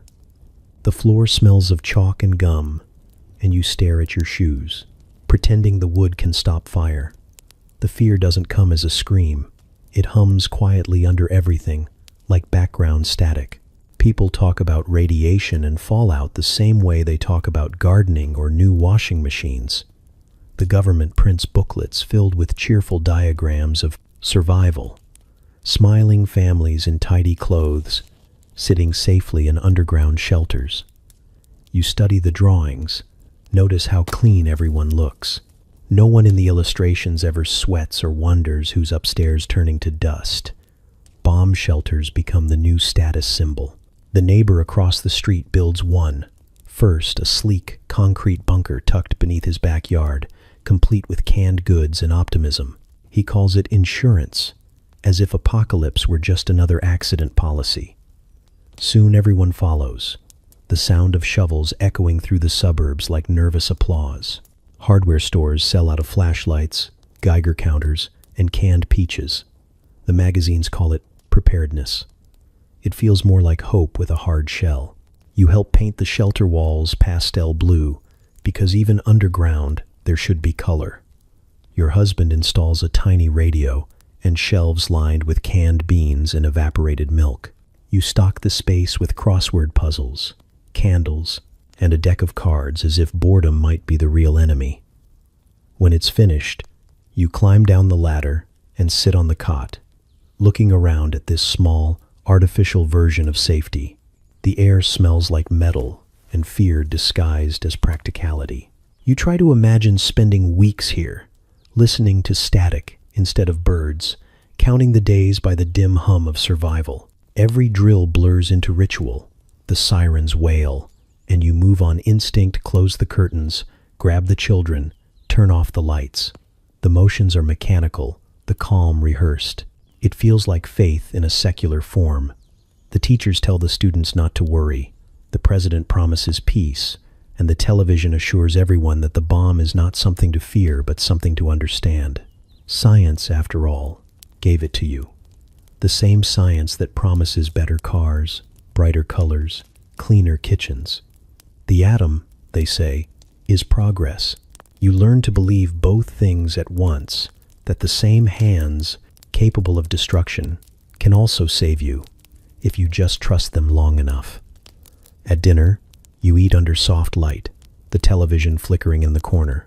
A smiling announcer explains the peaceful uses of atomic energy, power plants, medicine, miracles in metal. The word atomic becomes fashionable, a brand more than a threat. Atomic cars, atomic cocktails, atomic hope. You sip your drink and laugh when the ice clinks against the glass, pretending not to think about mushroom clouds shaped like flowers blooming too fast. The children draw rockets in their notebooks, and talk about the future: flying cars, moon colonies, robots that wash the dishes. They don't know that every dream of progress carries a shadow. They sleep easily while you lie awake, counting seconds in the dark. Sometimes you listen to the wind outside and imagine it carrying invisible particles, whispers from a future you're not sure you want to see. The neighborhood holds a shelter party one summer evening. The men compare air filters and flashlight brands, while the women trade casserole recipes meant to survive indefinitely. There's laughter, music, even a toast to peace through strength. You raise your glass and smile, because anything else would feel unpatriotic. Hope has become etiquette. Fear is the only emotion impolite to show. When you stand in your backyard at night, the stars look sharper somehow, cruel in their brightness. The air is still, the silence perfect. Somewhere far away, men in suits make decisions you will never hear about until it's too late. You take a breath and look toward the shelter door, half comforted, half trapped by its existence. The grass above it sways gently, innocent, indifferent. You tell yourself you're ready. The shelves are stocked, the batteries fresh, the plan rehearsed. You've done everything right. And yet, every time the wind shifts or the sirens test, a part of you wonders what safety really means when it depends on believing the world can end neatly, in order, on schedule. You straighten the lawn chairs, fix your smile, and watch the horizon blush faintly with the color of sunset, the only explosion you're still allowed to call beautiful. You begin with a book, because that's what good parents do. It sits on your nightstand, thick and authoritative, promising to mold your child into something admirable and well-adjusted. The title glows with certainty. Words like modern, scientific, guaranteed. You flip through the pages and realize parenthood has become a project, a delicate experiment in raising perfection. You are no longer a mother or father. You are management. The experts say emotion must be controlled, not indulged. Pick up a crying baby too quickly and you'll spoil them. Hold them too long and they'll become dependent. Praise them too much and they'll crave approval. Too little and they'll grow insecure. Every instinct you have is wrong, apparently. You start timing affection, rationing comfort, calibrating smiles. It feels clinical, almost noble, this new way of loving. Your neighbors are doing it too. They trade tips like recipes: how to discipline without appearing cruel, how to encourage without inflating ego, how to make a child behave as if goodness were a measurable trait. The children become small projects of optimization, their personalities charted like data points. It's for their future, everyone says, as if love itself now requires a blueprint. Playtime becomes performance. You sit on the living room floor, arranging educational toys in careful order, each one promising to build character or intelligence. The child picks up the wrong block, and you gently redirect. Color coordination is important. After all, you cheer the right moves and correct the wrong ones, because play, according to the manual, is preparation. Every smile, every word, every gesture has meaning. You watch closely for signs of progress, though what you're really looking for is reassurance that you're doing it right. Punishment has a new vocabulary, too firm but fair, they call it. The experts warn against shouting or striking, but they offer other methods, subtler ones: timeouts, chore charts, the removal of privileges. You use them all, each small correction a test of consistency. The child's tears sting, but the book says this is how discipline works: controlled discomfort for greater resilience. You tell yourself it's kindness disguised as structure. You attend PTA meetings where everyone sounds exhausted but proud. Mothers discuss behavioral strategies like scientists comparing results. Fathers nod gravely, talking about boundaries and expectations. Someone brings up a new study about how eye contact builds confidence, and everyone silently vows to stare more lovingly during breakfast. There's a sense of camaraderie in the exhaustion. a shared belief that perfection is possible if you just follow the steps. Sometimes, when no one's watching, you break the rules. You sneak into the child's room after they've fallen asleep, brushing hair from their forehead, whispering love too soft for charts or studies. You hold them for a moment, feeling their small heartbeats steady against your chest. It's messy and real, and for a second, you remember that parenting wasn't always a science. It used to be instinct, a shared clumsiness that somehow worked. But the guilt comes quickly. The book warned against indulgence. You tuck them in tighter, whisper an apology to the invisible experts, and turn off the light. As the years pass, the methods multiply. New research contradicts the old, each author selling a better version of control. You replace one manual with another, chasing the latest formula for emotional equilibrium. Your child grows quieter, polite, perfectly adjusted. Teachers praise their behavior, neighbors compliment their manners, and yet you catch glimpses of something else in their eyes, a small, careful distance. You tell yourself it's maturity, though it feels like absence. The dinner table becomes quieter too. Conversations turn into evaluations. How was school? What did you learn? Are you being good? You ask questions designed to measure, not understand. The child answers with precision, careful to please. There's safety in structure after all. One evening, you find one of the books on the floor, its pages scribbled over in crayon. The drawings make no sense, wild loops and crooked faces. At first you're annoyed, then strangely moved. It's chaos, unfiltered, unapproved. It's the kind of expression no manual could predict or prevent. You stare at it for a long time, realizing that this imperfection is what you've been trying to engineer out of them. You slide the book back onto the shelf, the crayon marks hidden but not erased. The house is quiet, the air too controlled. In the next room, your child hums softly to themselves, a tune you don't recognize. You listen for a moment, then smile, uncertain but hopeful. Maybe, you think, the experiment failed in all the right ways. They grow up in the neat houses their parents built, surrounded by lawns trimmed like boundaries. They ride their bikes in perfect loops around the cul-de-sac, past rows of identical mailboxes and sprinklers that rise on schedule. Their mothers wave from porches, their fathers nod approvingly, and for a while, the children believe this is how the world is supposed to work. Tidy, predictable, safe. But something inside them doesn't quite settle. Even before they can name it, they feel the tension humming under the surface, like static between the walls. They learn early to speak softly, to listen politely, to never cause trouble. It's called respect, though it sounds suspiciously like silence. At the dinner table, they hear the grown-ups talk about decency, faith, and hard work.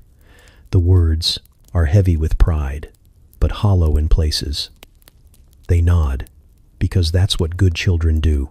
But later, lying in bed, they replay those conversations and notice what was missing.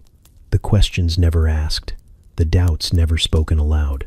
Their world is full of contradictions, and they notice every one. The television tells them America is the land of freedom, yet their schools teach conformity as virtue. Their parents talk about peace but flinch when the news mentions Korea. They see their mothers smiling through exhaustion, their fathers laughing too loudly at jokes they don't find funny. Even the air feels staged, like everyone's reading from a script written decades ago. The children start to wonder who the author is and why no one ever tries to improvise. In classrooms, they memorize loyalty pledges and multiplication tables with equal reverence. The teachers speak of greatness, of progress, of destiny. But sometimes, between lessons, one of the children glances out the window and thinks about the horizon, how far it looks, how unreachable it seems. They start to sense there's more beyond these walls, though no one ever says what. They grow up watching their parents pretend not to be afraid. The Cold War looms like weather again, unseen, unending, and the adults hide their fear behind optimism. Everything will be fine, they say, and the children nod, though they've already learned that fine means don't ask. They learn to read emotion in silence, to sense truth between the lines of a smile. They grow fluent in the language of repression. Music becomes their first rebellion. They sneak radios under their pillows, tuning the dial to strange new sounds that feel alive in a way their world doesn't. The rhythms are messy, loud, imperfect, everything they're not allowed to be. The lyrics speak of longing and escape, of hunger for something that doesn't yet exist. They don't understand it fully, but they feel it, deep and electric, pulsing in time with their own confusion. By high school, the cracks widen. They start to talk, quietly at first, in diners and parking lots, in whispers after curfew, about the war, about race, about what normal really means. They question the rules their parents treated as scripture, the invisible lines drawn between right and wrong. Their curiosity is mistaken for rebellion, their honesty for arrogance. They're told to calm down, to focus, to be grateful. But gratitude feels false when you're drowning in someone else's version of good. You watch them grow taller, sharper, restless. They inherit their parents' world, but not their certainty. They begin to suspect that the perfect family portrait is missing something just outside the frame. Some of them will go to college and read books that blow the walls off their tidy education. Some will pick up guitars, cameras, typewriters, protest signs. They'll search for truth, not in sermons or manuals, but in the chaos their parents worked so hard to suppress. Not all will rebel loudly. Some will simply drift, choosing distance over confrontation. They'll move to cities, change their names, let the suburbs fade behind them like an old photograph. Yet even in their silence, they'll carry a quiet defiance, the refusal to live small. The lessons they were taught will become the ones they spend their lives unlearning. And years later, when they're grown and the world has changed again, they'll look back and realize they were the hinge raised to obey, destined to question. They'll see their parents not as villains, but as products of fear dressed as virtue. The children of order who taught them everything they would one day dismantle. They won't hate them for it, but they will speak. Softly at first, then louder, until the sound becomes something new, the echo of a generation discovering its own voice. You wake to the hum of sprinklers, the soundtrack of another perfect morning. The light outside is soft and forgiving, a cinematic haze that makes everything look cleaner than it is. You pull back the curtains and look out at the street, each house identical in shape but slightly different in tone, like actors wearing variations of the same costume. The lawns are freshly trimmed, the mailbox is upright, the driveway's smooth. Nothing breaks character here. The neighborhood wakes up on cue, engines start, screen doors slap, and the smell of toast and lawn fertilizer mingles in the air. Housewives wave at one another across hedges, their smiles wide enough to be visible from the street. The men back out of driveways in identical sedans, briefcases in the passenger seat, radios tuned to optimism. Even the children play their parts. Clean shirts, combed hair, voices rising and falling like lines from a script rehearsed too many times. It feels like living inside a commercial. Every action designed to sell the illusion of contentment. The streets are curved, not straight, because architects believed that winding roads would make people feel safer, less trapped. But the curve only loops you back where you started.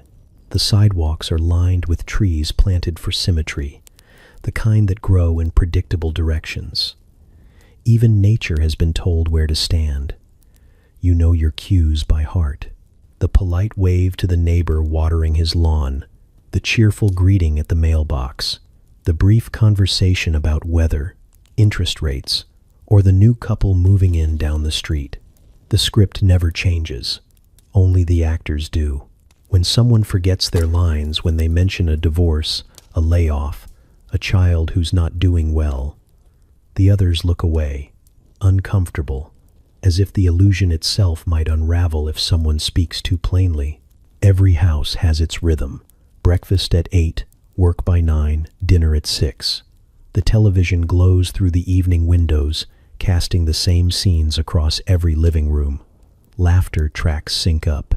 Across the block, a chorus of approval echoing into the night. From outside, it looks serene, a synchronized ballet of domestic stability. But you've started to notice the small cracks that the light doesn't quite reach. The drawn curtains during the day, the muffled arguments beneath the hum of the dishwasher, the smile that lingers half a second too long before slipping away. You sometimes wonder who you'd be without the routine, what you'd say if you stopped editing yourself for the neighbor's ears. The thought feels dangerous, like walking off stage in the middle of a performance. The applause might stop. The silence afterward might be unbearable. So you keep playing your part, even when it feels like costume armor you never meant to wear. On weekends, the neighborhood gathers for block parties, everyone pretending it's spontaneous, though the paper invitations say otherwise. There's potato salad, paper lanterns, small talk that loops in circles. You laugh at the right moments, comment on someone's new fence, listen to stories that sound rehearsed. The air smells of grilled meat and conformity. From a distance, it must look joyful, a postcard of post-war harmony. Up close, it's something else, a collective performance, a community built on polite fear of being the one who drops their mask first. The children chase each other through the yards, barefoot and bright, unaware that they're already learning their lines. Be polite. Be good. Don't ask why. You watch them grow into smaller versions of the adults around them, learning to smile through disappointment, to measure their worth in property lines and pleasantries. It's all so ordinary, it's almost holy. Sometimes, after sunset, you walk the block alone. The air cools, the sky fades to watercolor, and the houses glow softly from within. The laughter from inside sounds scripted even now.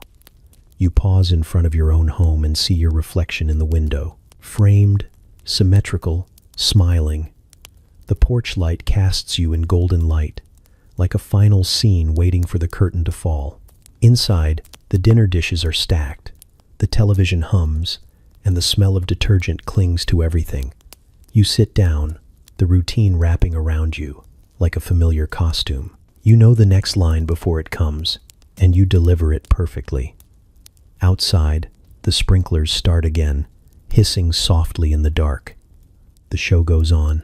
You wake to the quiet hum of the refrigerator, that faithful priest of modern living, preserving both food and faith. In the kitchen, the coffee maker gurgles like a prayer wheel. The toaster clicks its amen. Everything around you hums with purpose. Machines built not to save your soul, but to save you time. And in this world, time is holiness. You pour your coffee, flip through the newspaper, and realize that salvation now comes with a price tag and free shipping. The stores open like cathedrals. You walk through their glass doors and are baptized in fluorescent light. Aisles stretch before you in gleaming order, filled with offerings, detergents promising purity, lotions whispering eternal youth, televisions large enough to make reality optional. You don't need to believe in much anymore, just in the power of purchase. The packaging tells you who you are. The receipt confirms it. You push your cart reverently, the squeak of the wheels a modern hymn. Around you, other worshippers move in quiet procession, eyes scanning for deals like blessings. A mother compares brands of cereal as though decoding scripture. A man in a gray suit chooses a new vacuum with the solemnity of a confession. Everywhere you look, belief takes the shape of ownership. At the checkout line, a smiling clerk hands you your bag as though bestowing communion. "Have a nice day," she says, and you almost believe her. Outside, the parking lot gleams like a modern Jerusalem, orderly, safe, paved in good intentions. You load your car and drive home, filled with a faint satisfaction, a kind of secular grace. Your home becomes your sanctuary, every room an altar to convenience. The kitchen sings with appliances that make labor invisible. The living room glows with the holy light of the television. The couch becomes your pew, the remote your rosary. Advertisements fill the air like psalms, each one promising redemption through acquisition. Because you deserve it, they say, because you've earned it. The gospel of consumption is soothing, familiar, endlessly repeated. Sunday mornings no longer require pews. You can worship from your recliner. The television preacher smiles too much, his words smooth and confident. He sells certainty in the same tone as a car commercial. Give, he says, and you shall receive. The congregation nods through the screen. It's all one big transaction. The currency changes, but the faith remains the same. You've learned that guilt can be absolved with a medication, credit card swipe, and a limited time offer. The magazines on the coffee table are your scriptures now. They tell you how to live, what to wear, what happiness looks like. Their commandments are simple. Thou shalt not age. Thou shalt not appear poor. Thou shalt always upgrade. You follow faithfully, buying the next thing before the old one breaks, purging the obsolete like heresy. You tell yourself it's progress, not vanity. Dinner parties turn into rituals of display. You serve food on matching plates, the good china that exists only to be admired. Conversation hovers politely around prices and brands. Where did you get that blender? Someone asks, and it feels almost like praise. The table glows under soft light, the illusion of abundance made complete. You smile, but deep down, you sense the strange emptiness of being full. Sometimes, late at night, you wander through the quiet house, the air humming with electricity. You look around at the things you've gathered, the shiny, the new, the once desired, and feel them watching you back, patient and indifferent. They don't judge, but they don't comfort either. They just exist, small monuments to moments of wanting. The world outside keeps selling, and you keep listening. New products, new promises, each one shinier, smoother, simpler. You tell yourself it's just how life works now, that happiness comes wrapped in plastic with a warranty and a return policy. Yet somewhere deep inside, beneath the hum of convenience, a quieter voice stirs. It asks what happens when the batteries die, when the shelves empty, when there's nothing left to buy. You silence it easily. You open the fridge, pour a glass of milk, and take comfort in the hum of the light. Tomorrow there will be new sales, new sermons, new reasons to believe. The altar of convenience never closes. It only updates. You don't invite the Cold War into your house, it just shows up one evening, flickering through the television set. The screen glows blue and gray, and suddenly the living room becomes a front line, your armchair, a foxhole. The newsreel announcer's voice booms with that brisk certainty only men with perfect hair and limited information can manage. Somewhere in the world, something explodes in black and white, but the reporter calls it progress. You sit closer to the screen, the light painting your face in patriotism. The kids are sprawled on the floor, faces soft and unbothered, half listening while playing with their toy tanks. The living room smells faintly of dinner roast beef, canned peas, safety. You tell yourself you're lucky to live here, where the lawns are even and the threats are far away. Still, when the newsman mentions missiles, you glance at the window as though something invisible might be hovering there. Polite, but deadly. Television isn't just entertainment anymore, it's instruction. After the news comes the sitcom, and the mood shifts like a curtain drop. The family on screen looks like yours, only cleaner.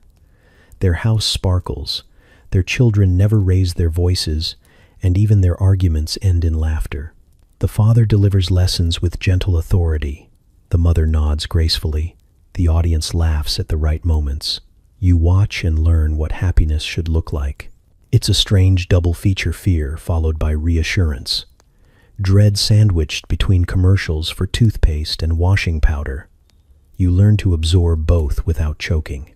One moment you're imagining fallout shelters and foreign invasions. The next, you're humming along to a jingle about freshness that lasts. Somewhere between propaganda and detergent, the definition of normal gets rewritten. Your neighbors watch the same programs. The next day, at the mailbox, you exchange small talk that sounds suspiciously like yesterday's broadcast. "Did you see that report on the Soviets?" one says, shaking his head like an actor hitting his mark. "Terrible." You nod, reply with a line about American strength, and feel oddly reassured. Television has become the script everyone's reading from, the glue keeping the illusion of unity from peeling off. Children learn their lessons too. School mornings begin with the pledge, afternoons with civil defense drills. "Duck and cover," the teacher says.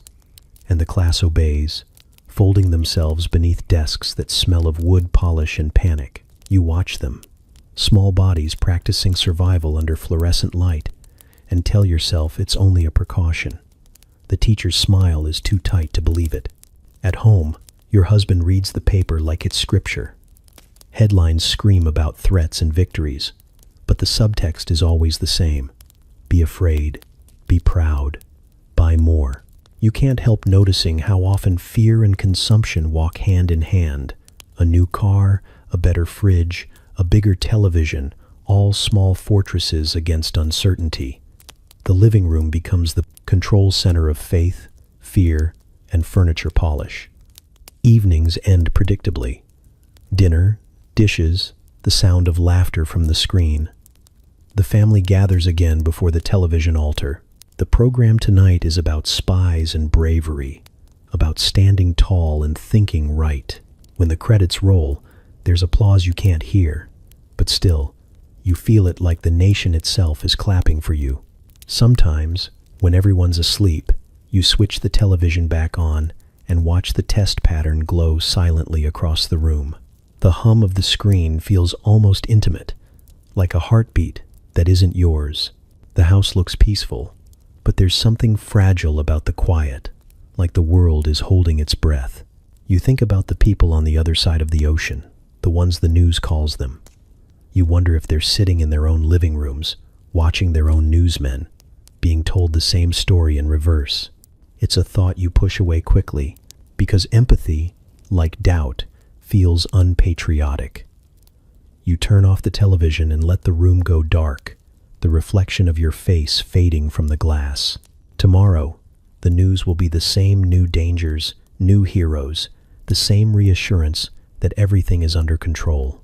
You'll sit in the same chair, hold your coffee the same way, and feel the same quiet unease pulsing under the static. The Cold War doesn't need bombs to win hearts. It just needs airtime.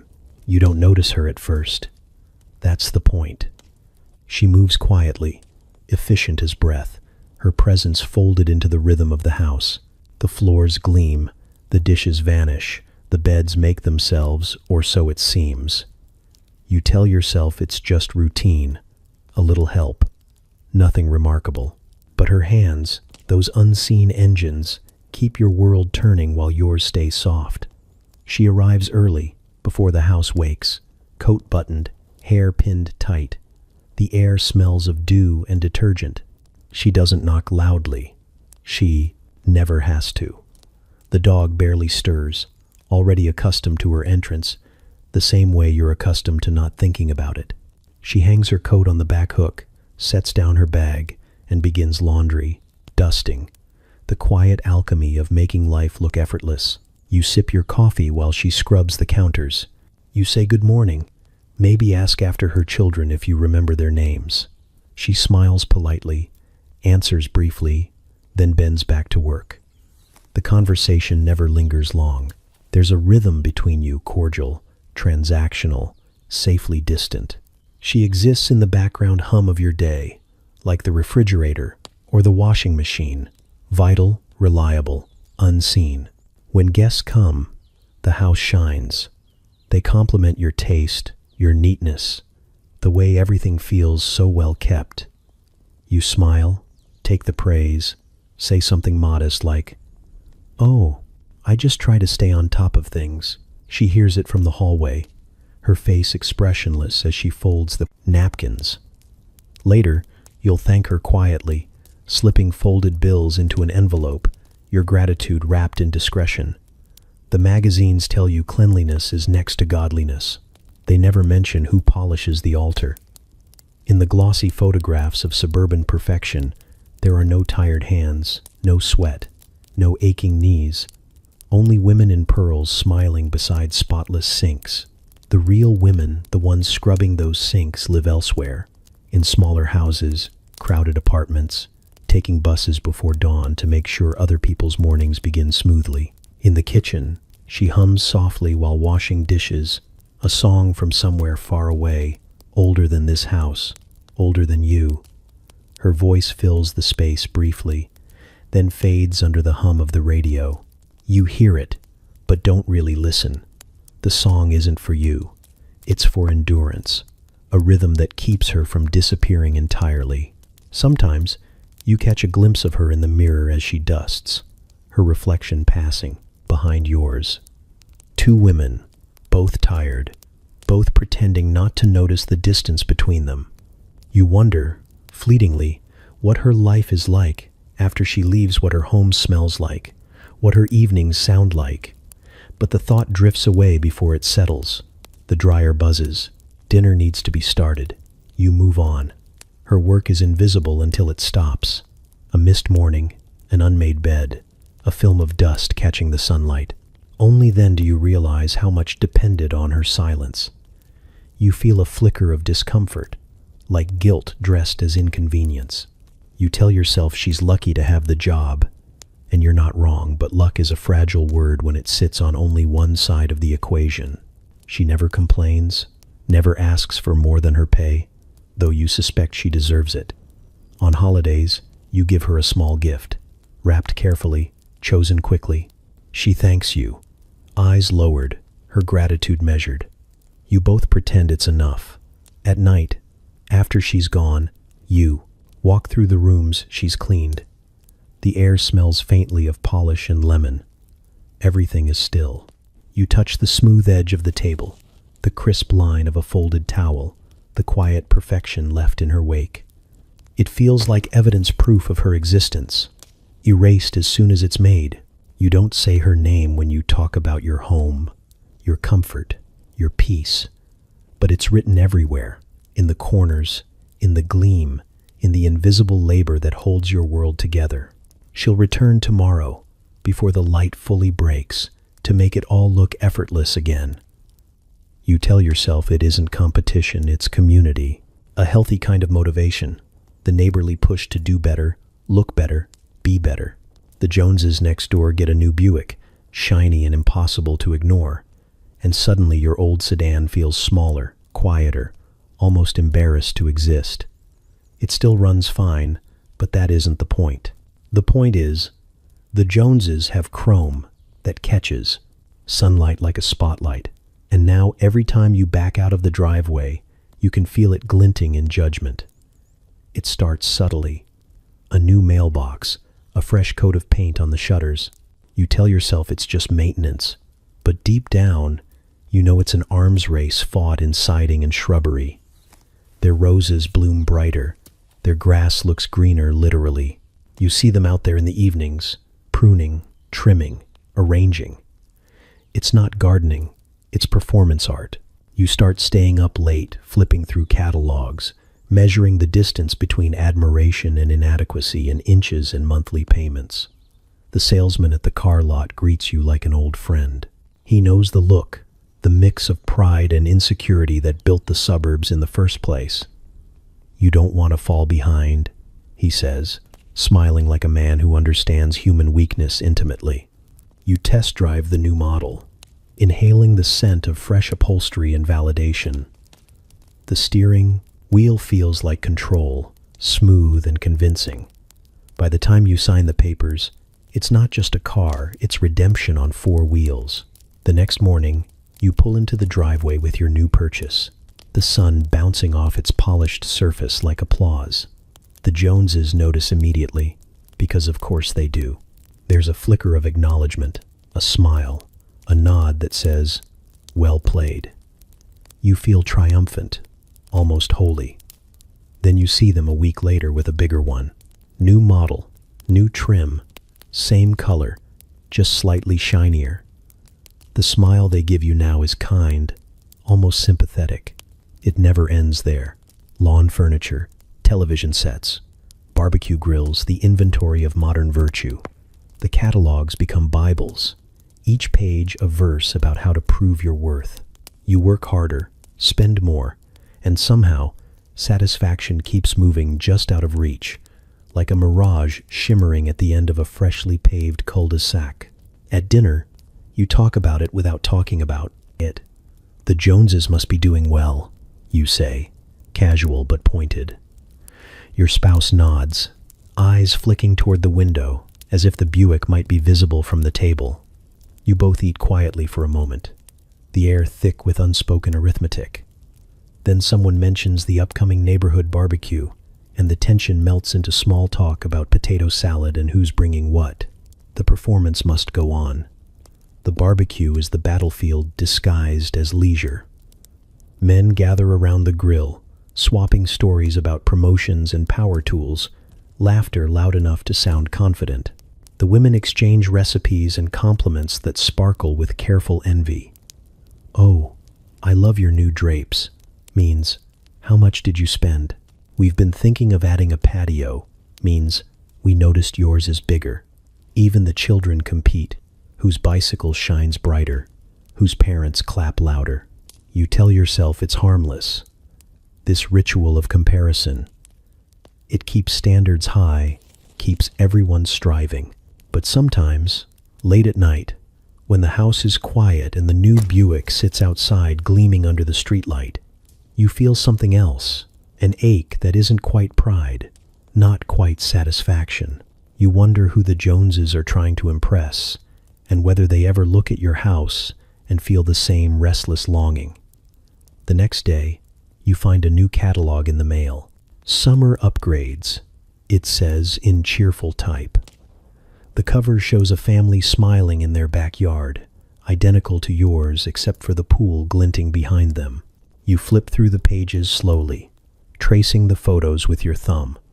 The images hum with promise. Happiness available in 12 easy payments. You know better, but still you dog-ear a few pages. In the morning, you wave to the Joneses as they wash their car. They wave back, smiling that perfect practiced smile. You compliment the shine. They thank you.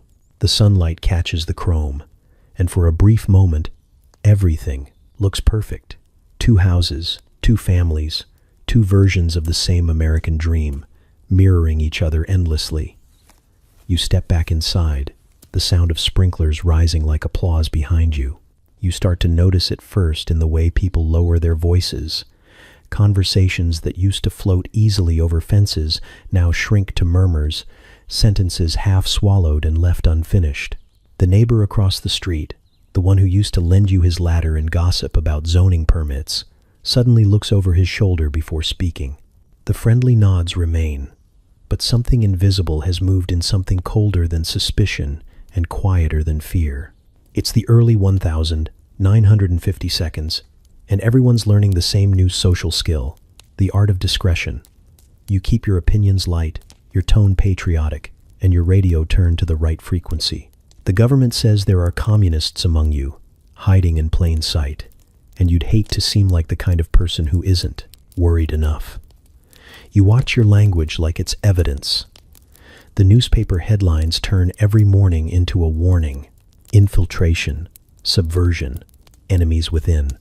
It sounds melodramatic until you realize the words have begun to shape your thoughts. You look at the postman differently. You wonder what your coworker meant when he called the union meeting spirited. The teacher who assigns a novel about injustice, what's her angle?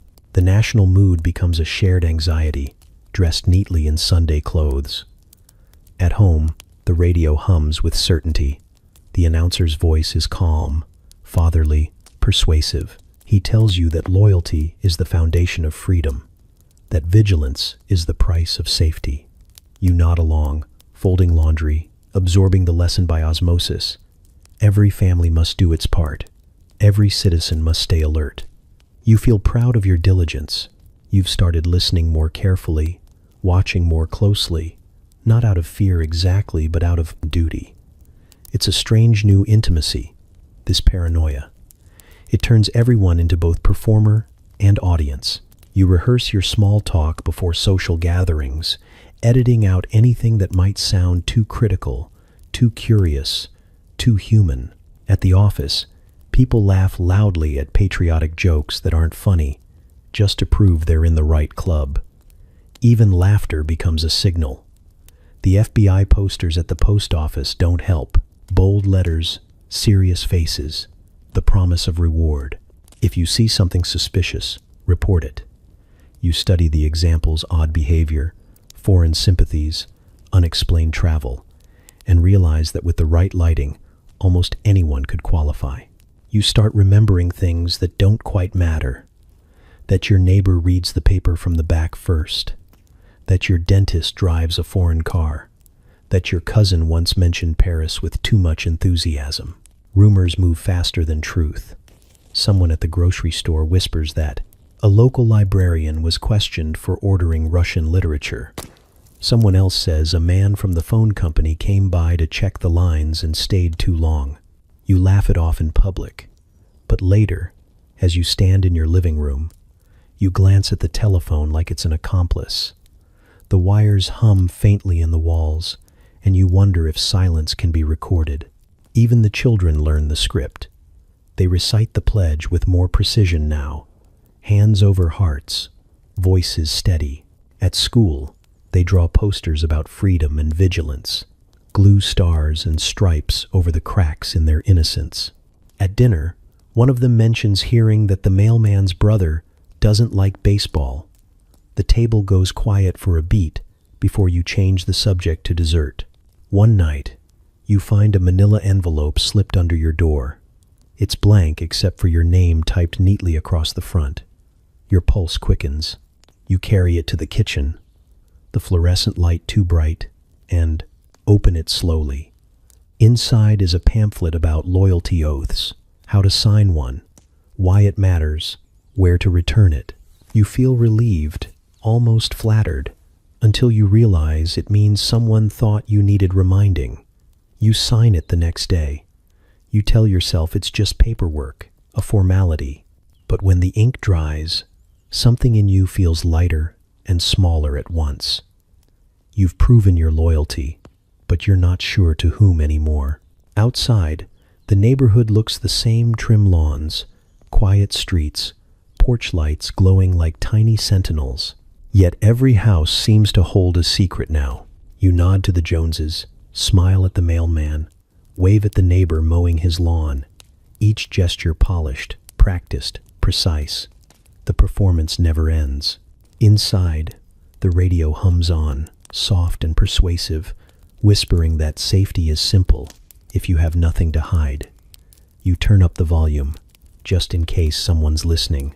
It starts with a sound, a wild, ungoverned thing that sneaks in through the radio late at night. The DJ whispers your name like a secret. The record spins, and then it hits you. Rhythm that doesn't ask for permission. The beat is alive, reckless, and utterly uninterested in what your parents think. It's louder than manners, faster than caution, and for the first time, something inside you matches its pulse. The next morning, the house feels smaller. Your father reads the newspaper like it's scripture, muttering about headlines and communists, while your mother hums along to a commercial jingle about soap. You stir your cereal and think about the song still looping in your head, the one with the electric guitar that made you feel briefly infinite. You hum it under your breath, and your mother tells you to keep it down. That noise, she says, isn't music. You smile because that's exactly the point. At school, the whispers spread faster than math homework. Someone's brother saw Elvis on TV, shaking like he was possessed. Another kid swears he's growing his hair out like James Dean.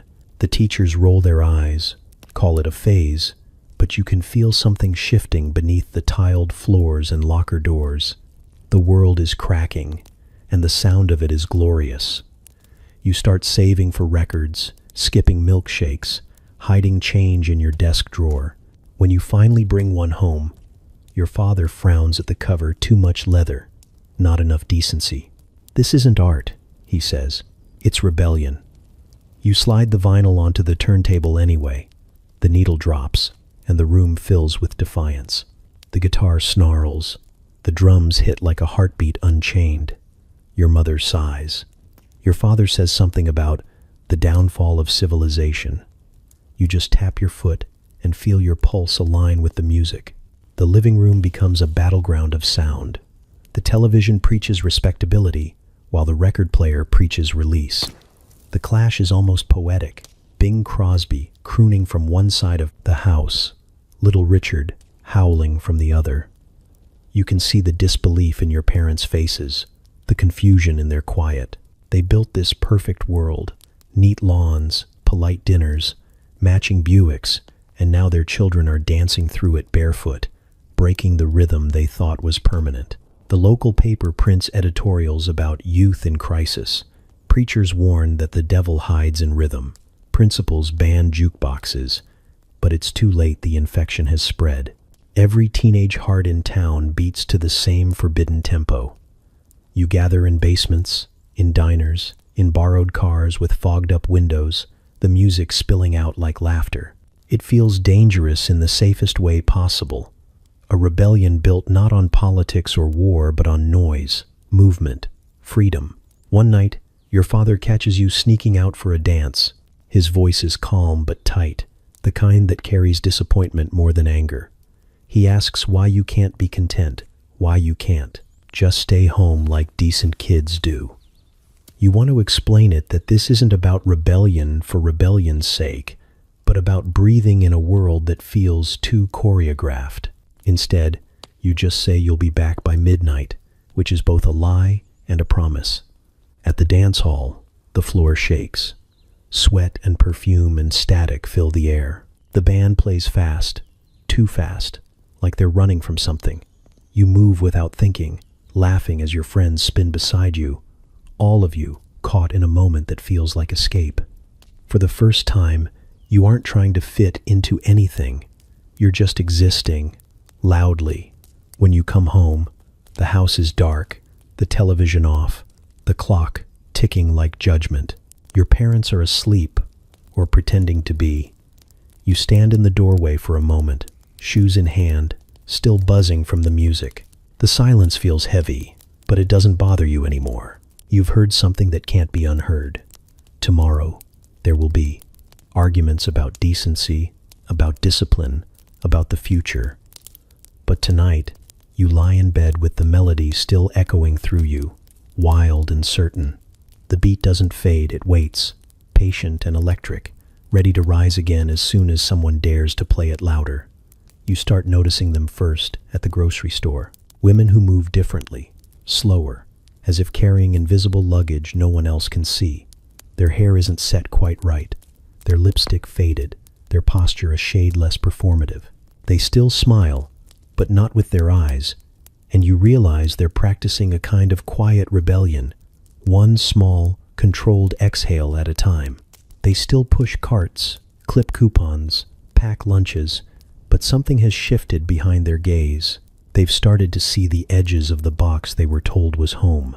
They were raised to be pleasant, accommodating, fragrant. They learned early that a woman's worth could be measured in tone and timing, the perfect laugh at the right moment, the gentle nod that keeps peace at dinner. But now, in the fluorescent aisles between canned peaches and detergent, that mask is slipping. Their smiles no longer reach for approval. They hover somewhere between fatigue and realization. You recognize it because you felt it too, the slow ache of pretending. The magazines still tell them what happiness looks like. Clean counters, calm children, adoring husbands. But the women in the pictures don't look like anyone you know. Real women have dark circles, chipped nails, bills hidden under the fruit bowl. The dream promised ease. Instead, it delivered maintenance. They polish their lives until they gleam, but the shine only reflects back the emptiness. You see them at church on Sundays, hats tilted just so, faces trained in serenity. They shake hands, exchange recipes, talk about PTA meetings. Yet under the hymns and polite conversation, there's an undercurrent, a shared exhaustion that feels almost sacred. They've started speaking in code, "I've been so busy lately," really means "I can't keep doing this." "My husband's been working late," translates to "I eat dinner alone in silence." The words are safe. The meaning is not. In the afternoons, they gather in living rooms with coffee and cigarettes, the smoke curling like confessions. They talk about recipes first, then school, then slowly dangerously about themselves. One admits she doesn't love her husband anymore. Another says she wishes she'd gone to college. A third laughs and says she sometimes fantasizes about driving west and never stopping. The laughter that follows isn't happy. It's a release valve. The truth, once spoken aloud, feels both freeing and impossible. You watch them begin to change in small, invisible ways. A new book hidden inside a cookbook. A moment of silence before dinner where prayer used to be. They stop apologizing so quickly, stop smoothing over every ripple in conversation. It's not defiance exactly. Not yet, it's awareness. They've learned that obedience is not the same as peace. Some of them find new versions of themselves. They take classes at the community center, start small businesses, write in journals late at night. Their husbands call it hobbies, but it's something deeper. It's the sound of their own thoughts taking shape, finally unfiltered. Others stay exactly where they are, moving through the same routines with quiet precision, their rebellion contained behind polite eyes. But even they have changed. Once you see the bars, you can't unsee them. At dinner parties, you catch fragments of their new honesty. "I don't bake anymore," one says, laughing too loudly. "The store-bought ones are fine." The men joke about convenience. The women exchange a look that says more than words could. The silence between them hums with recognition. The younger women notice too. Daughters watch their mothers pour coffee, smoke in silence, smile when they don't mean it. They sense the performance, the strain beneath it, and somewhere deep inside, they make a promise to themselves to never become that quiet, to never smile unless it's real. You realize that change rarely begins with shouting. Sometimes it starts with nothing more than stillness, the refusal to keep pretending that everything is fine. These women, with their soft voices and tired eyes, are building a revolution that doesn't yet have a name, one that lives in sighs and glances, in laughter that borders on grief. The next time you see one at the store, you notice she doesn't smile at all. She just nods, steady and unashamed, her cart half empty, her lipstick smudged, and for a moment, you feel it, the quiet power of someone who has stopped performing. It isn't joy exactly, but it's real. And in a world built on make-believe, that's the most dangerous thing of all. You wake up before the alarm, eyes already open to the pale ceiling, and for a moment, you can't remember what day it is. Then you hear the sound of your wife moving in the kitchen, the smell of toast, the quiet murmur of the morning news. It's Tuesday. It's always Tuesday. You shave, put on the gray suit, the gray tie, the gray face that matches the walls of your office. You look sharp, competent, reliable. The holy trinity of corporate survival. The train is full of men like you, briefcases resting like burdens between their polished shoes.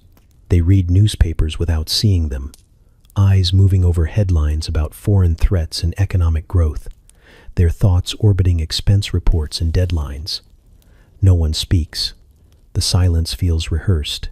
The rhythm of the train becomes a kind of lullaby, the same metal-on-metal song that has carried generations of men toward the promise of stability and slowly drained the color from their dreams.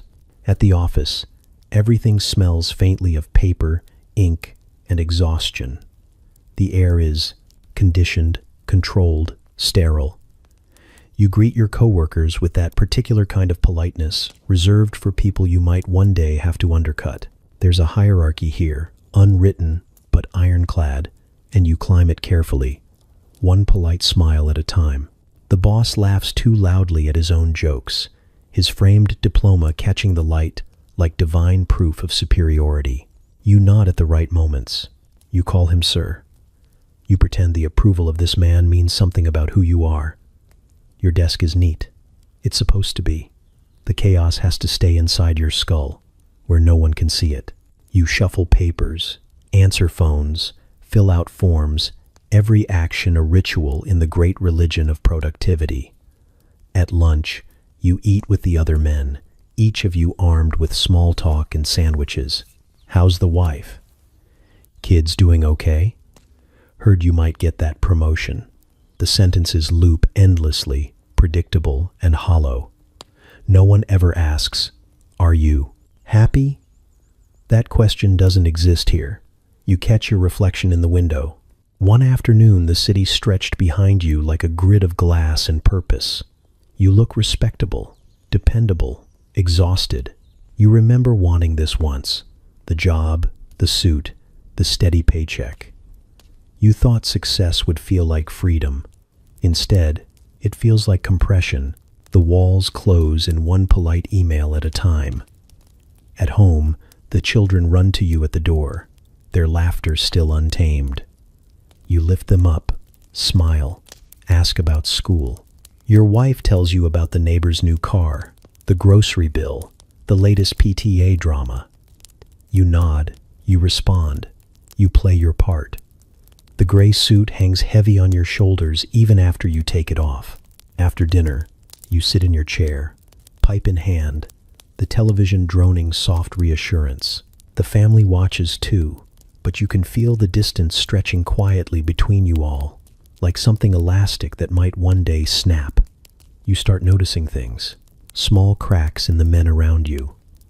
The coworker who drinks a little too much at the Friday luncheon. The one who hasn't smiled in months. The one who keeps talking about buying a boat he'll never use. They all wear the same armor, pressed and polite. But underneath you can hear the hum of something breaking. Everyone's pretending to be fine because that's what men do.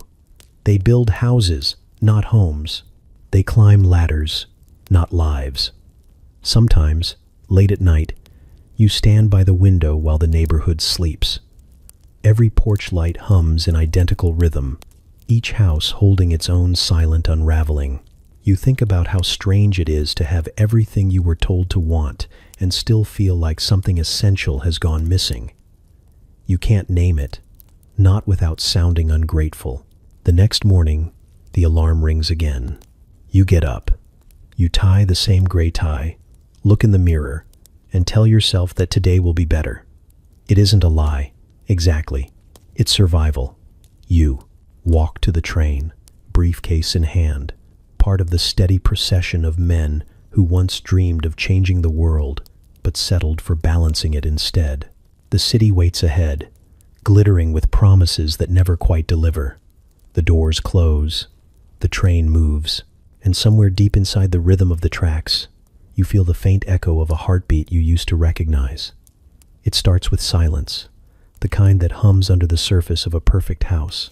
The picture window glows each night, framing the illusion happy family, tidy living room, dinner on the table at 6. From the sidewalk, it looks like harmony. But inside, the air feels brittle. The laughter doesn't echo the way it used to. You can hear the clock more than the conversation. You sit across from your spouse at the dinner table, fork in hand, pretending the meatloaf has flavor. The children chatter, but neither of you really listen. Every sentence feels like a script written years ago and performed out of obligation. The dream you built together, the one made of picket fences and polite promises, now hums with static. Somewhere along the way, comfort became distance. Divorce used to be something that happened to other people. Neighbors whispered about it. The church frowned. The community adjusted its smiles accordingly. But lately, you notice it everywhere. A woman down the street moves out suddenly, her name still on the mailbox. A man from work confides that he's sleeping on his brother's couch. The newspapers call it a sign of the times, as if broken hearts are a national trend. You start hearing new words, modern words, suspiciously gentle ones. Counseling, compatibility, self-discovery.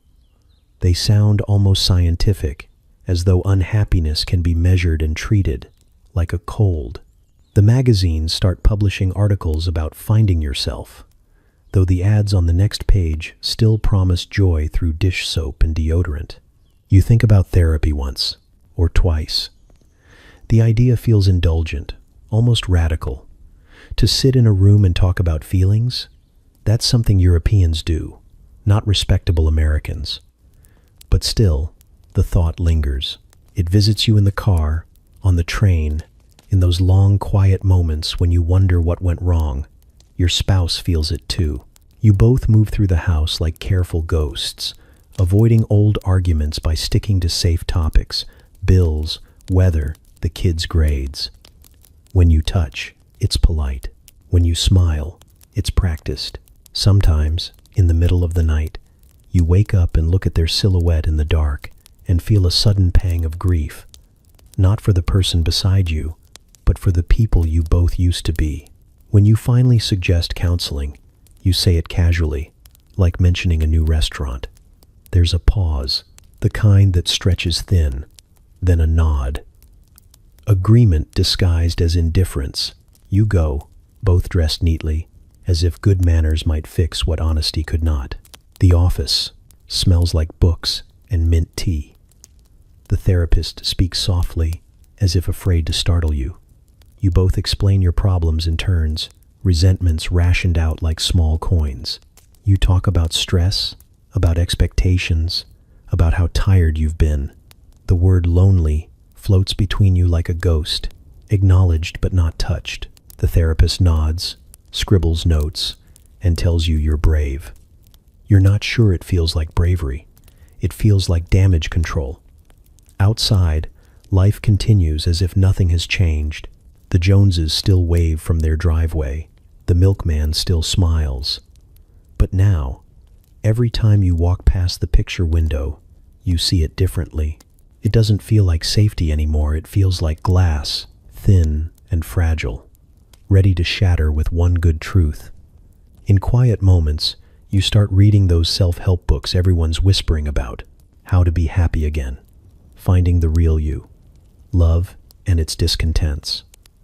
You read them in secret, tucked inside magazines so no one will notice.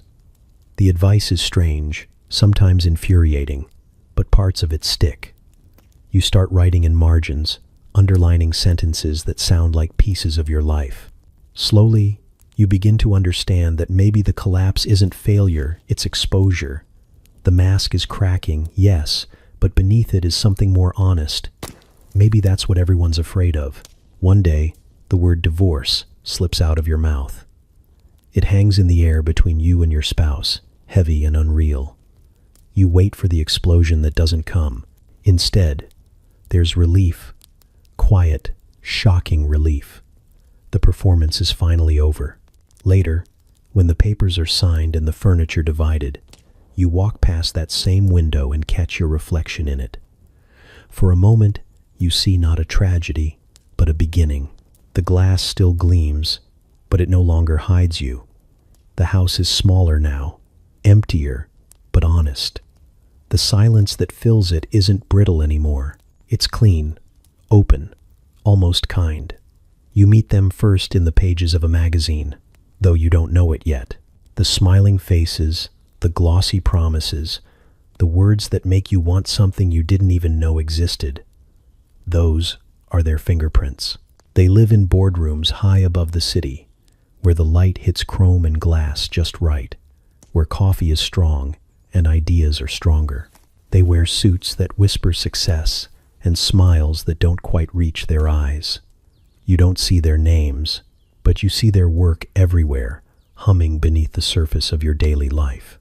They aren't selling products, not really. They're selling stories, better versions of yourself, airbrushed and idealized. A cigarette isn't a stick of tobacco. It's independence, rebellion, sex appeal in a slim paper tube. A car isn't transportation. It's proof you're winning at life. Soap isn't soap, it's redemption in a bar. The ad men know this better than anyone. They don't create dreams. They refine them, bottle them, and make you believe you thought of them first. They call it psychology, though it feels closer to sorcery. They've read Freud, dissected desire, learned how to make longing feel patriotic. They know what keeps you up at night, what you wish you could say, what you think you're hiding. They study the curve of your doubt and sell you something that fits it perfectly. And the best part? You thank them for it. In smoky conference rooms, they brainstorm slogans like commandments, because you're worth it. It's the real thing. You deserve a break today. Each phrase is a mirror, tilted just right to reflect what you already want to believe. They test everything: colors, fonts, even the direction of a model's gaze. A single raised eyebrow can move millions of units. Somewhere between the ashtrays and the whiskey, they decide what happiness should look like for the next fiscal quarter. You imagine them after hours, the ad men, loosening their ties, laughing too loudly, convincing themselves it's art. They talk about market share and manipulation with the same tone priests use for scripture. They're not villains, not exactly just men who discovered that desire is the most renewable resource on earth. One of them lights a cigarette, exhales, and says, "We don't sell to people, we sell people to themselves." The others nod, clinking glasses to the gospel of consumption. Out in the suburbs, you're the congregation. The television hums like an altar, delivering commandments between sitcoms. Housewives learn that love comes in aerosol cans. Men discover confidence in cologne. Children beg for cereal shaped like cartoon characters. Every ad is a sermon in shorthand. You are incomplete, but we can fix that. The message seeps in slowly, invisibly, until you can't tell the difference between wanting and needing. You find yourself comparing brands like philosophies. Which coffee best represents your values? Which car reflects your soul? You buy things not because they're useful, but because they make you feel seen. Somewhere, an ad man smiles. His campaign worked. You've mistaken a product for purpose. Even the language starts to change. Words like fresh, new, improved become sacred mantras. Your desires are rebranded, repackaged, and resold to you at a markup. And yet, you keep buying, because the thrill of wanting is sweeter than the satisfaction of having. The ad men know that too. They don't chase permanence, they chase repetition. They make sure the high wears off just in time for the next pitch. On the billboards downtown, a woman smiles beside a new refrigerator. Perfect hair, frozen in mid-laughter. You don't know her name, but she looks trustworthy, like someone whose life smells faintly of lemon polish and success. The ad men chose her carefully, friendly, aspirational, just out of reach. You see her every day on your commute, and without meaning to, you start to wonder if maybe your kitchen could use an upgrade. The brilliance of their work is how invisible it feels. You think you're immune until you're not. One day you realize your dreams have been outsourced, your happiness pre-approved and mass-produced. But it's hard to stay angry. Their voices are too smooth, their promises too familiar. You turn off the television, but the jingles linger. You look around your living room, every object, a souvenir from a campaign that once whispered to you. The refrigerator, the car keys, even the razor on the bathroom counter. You bought all of it trying to feel something permanent. And somewhere, in a tall building filled with glass and laughter, the ad men light another round of cigarettes and begin again. Another product, another story, another reason for you to reach for something just beyond your grasp. Because they've learned the truth. Most of us spend a lifetime avoiding. Contentment doesn't sell. Desire does. It begins with smoke you pretend not to see. Just a thin gray ribbon at first, curling lazily into the summer air, too far away to feel dangerous. You tell yourself it's a brush fire, a bad spark, a mistake that someone else will handle. But then the sound comes: sirens, shouting, the low roar of something breaking loose. You step out onto your manicured lawn, the one you've mowed every Saturday for years, and the horizon looks different now. Not suburban, not safe, just burning. You stand there, coffee cup trembling slightly in your hand, pretending the heat has nothing to do with you. The news will say it started downtown, as these things always do, but you can feel the distance collapsing, mile by mile, block by block. The television later will call it unrest, like it's a polite argument instead of the sound of glass shattering under generations of silence. But right now, it's just fire meeting oxygen, truth meeting pretense. All around you, the neighborhood holds its breath. Curtains twitch, sprinklers hum, people hover in doorways pretending to water plants or check mail. You all perform calm, like actors who forgot the next line but refuse to leave the stage. Somewhere in the distance, a car backfires and someone screams. You flinch, though you tell yourself it's just the wind. This was supposed to be the good part of America. The quiet streets, the clean sidewalks, the promise that everyone here had earned their peace. The neighborhood brochures always mentioned safety and community, never who wasn't allowed to buy a house here until recently. You never questioned why everyone on your street looked the same, talked the same, worshipped the same. It wasn't exclusion. You told yourself it was coincidence. But the city knows. The people outside the invisible fences know. They know about the banks that said no, the realtors who redirected, the good schools that stayed good by keeping certain children out. You didn't design the system, of course. You just benefited from it. And now, watching the smoke roll closer, you realize comfort has a cost, and someone else has been paying it. The television later will show footage, brick streets glowing orange, store windows shattered like old promises, men running, women shouting, children watching from behind police tape. You'll hear words like looters, agitators, thugs. But when you listen closely, beneath the noise, there's another language being spoken. The sound of people saying, "Finally, we are still here." You'll hear neighbors talk about fear, about property values, about how terrible it all is. They'll shake their heads and lock their doors tighter. Someone will make a joke about moving further out. Someone else will nod. You'll stay quiet because you're not sure which version of the truth is safe to agree with. That night, you can't sleep. The glow from downtown flickers against the clouds, an angry pulse that won't fade. You lie there and think about the promises the country made, the ones about equality, opportunity, fairness, and how easily those words were framed, sold, and hung on the wall like decor. Maybe they were never meant to be lived in, only displayed. By morning, the smoke has drifted in. It clings to the lawns and the laundry lines, the faint smell of ash mixing with cut grass and coffee. You drive to work through streets lined with National Guardsmen, their rifles reflecting the same sunlight that used to make the neighborhood sparkle. You keep the radio low, afraid of what you'll hear if you turn it up. At the office, people speak in lowered tones. Some call it chaos. Others call it tragedy. No one calls it consequence. The photographs in the paper show fire swallowing the same kind of storefronts you pass every weekend. For a moment, you see it not as destruction, but as exposure by the country's perfect mask finally catching light.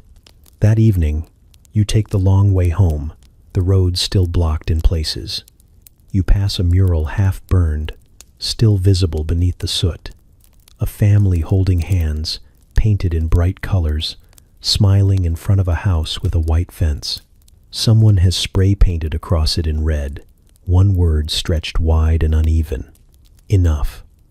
When you finally pull into your driveway, the sky is thick, the air heavy. The houses around you stand untouched, quiet as always, the picture of normalcy.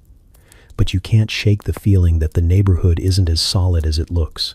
The fire may have burned miles away, but it left something behind, a truth too hot to bury. You stand by the picture window, watching the last glow fade in the distance. The reflection staring back at you looks unchanged. Clean shirt, safe house, steady life. Yet somewhere deep inside, something feels scorched. You tell yourself it's just the smoke, but you know better. You stand at the edge of the playground, watching the children run, their laughter rising and falling like the tide. It's a sound that should be comforting, shouldn't it? It's supposed to be the soundtrack of innocence, right? Yet, something about it unsettles you, and you can't pinpoint exactly why.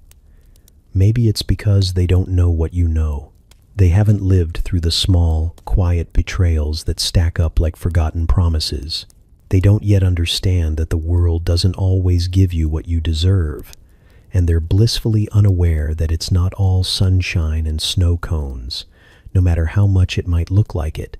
One of the children, a little boy with mismatched socks, turns to you with a smile, his face flushed from running. He waves, and for a moment, you feel like you should wave back, play the role of the friendly adult. But something stops you. He's too young, too pure, to ever see things the way you do. You smile politely instead, feeling the awkwardness settle into your bones, like it always does around these moments of unspoken knowledge. You turn away, forcing your gaze towards the street, the homes, with their freshly cut lawns and picture-perfect fences. Everything is just how it's supposed to be, isn't it? Clean, orderly, safe. But beneath the surface, you can still feel the weight of it, all the things you've buried in the corners of your mind, the memories that you've tried so desperately to outrun. You wish you could forget, wish you could look back without the sharp sting, but you know better. The truth is, the past never really stays behind. It lingers in the way you wake up some mornings with the taste of regret still on your tongue, in the way your body tenses when someone mentions an old name or a forgotten place. You can almost hear the echoes of laughter from long ago, those moments that seemed so insignificant at the time but now sit heavy in your chest, demanding to be remembered. You never asked for it, never wanted it, but you can't unsee the things you've seen, can't unknow what you've come to understand. It's strange how memory can twist itself into something softer, something almost comforting. It wraps itself in a veil of nostalgia, convincing you that the past was better than it actually was. The fights you had with friends in high school, the disagreements with parents, those were just phases, right? Simple misunderstandings. But that's not the whole story, because memory can also strip away the truth, smoothing the rough edges until everything looks like a snapshot from a magazine, bright, perfect, unreal. You tell yourself that maybe, just maybe, the pain wasn't as sharp, the loss wasn't as deep. You want to believe it, but somewhere in the back of your mind, you know better. The children's laughter continues, a high-pitched reminder of what once was, what should have been. You can't help but wish you could go back to the moments before it all started, to unravel, when everything felt safe, when the world seemed like a place full of possibility. But there's no going back. There never is. Time doesn't reverse itself. It only moves forward, whether you're ready for it or not. A woman passes by on the sidewalk, pushing a stroller, her face a mask of determination. She doesn't look at you, but you notice the way her hand clutches the handle of the stroller a little too tightly, as if she's holding on to something just out of reach. Maybe she, too, is running from something, hiding a part of herself behind the smile she wears like a second skin. Maybe she's trying to protect the child in the stroller from the same things you couldn't protect yours from. Or maybe she's just trying to make it through the day, just like everyone else. You wonder if she knows how much it costs to keep pretending that everything's fine. Your phone buzzes in your pocket, the vibration pulling you back to the present, to the reality of the world outside the bubble you've constructed. You pull it out without thinking, the screen lighting up with a message that's irrelevant, just another notification from someone who doesn't understand. You lock the screen again, the moment slipping away, the ache creeping back. The children's laughter is still there, still ringing in your ears, a reminder that they are here and you are here. And yet somehow, the two worlds are never going to fully align. You know that, even though you don't want to admit it. You've spent so many years trying to forget the things you've learned, trying to outrun the weight of everything you can't change. You've tried to bury the ache, but it's still there, stubborn and unrelenting. You stand there for a moment longer, watching the children play, wishing you could feel what they feel, wishing you could look at the world with the same untainted optimism, the same blind faith that everything will turn out okay. But you can't. You know, too much now. And maybe that's the price you pay for growing up, for learning the hard lessons. You wish you could tell them, the kids with their wide eyes and carefree laughter, that the world is not always kind, that life will not always be fair. But you know they have to figure it out for themselves. With one last glance at the children, you turn and walk away, the ache following you like a shadow, always there, always waiting. And you wonder if anyone will ever really forget, or if, in the end, the past is the one thing we can never outrun. The radio hums softly in the background, the quiet crackle of static filling the room as you sit there, feeling like you've been waiting for something. You can't put your finger on it, but the air feels charged, like it's bracing for something big, something loud, something that's going to break everything apart. The 1,950 seconds were neat, polished, predictable. The world had its rules, its roles. You knew what was expected of you. And for the most part, you followed them. Everyone did. But you can feel it now, deep in your bones, that the world is about to shatter into a million pieces, like glass hitting the floor. Then, suddenly, the music shifts. The dull background noise of the radio is replaced by something new, something alive, voices rising up in defiance, guitars wailing, drums pounding like a heartbeat that's too fast. It's the sound of change, the sound of the 60 seconds crashing into the neatly ordered world of the 50 seconds. The Beatles, Elvis, Dylan, they're not just artists anymore. They're prophets, and their music is the sermon that everyone is hearing whether they want to or not. You feel it before you even understand it.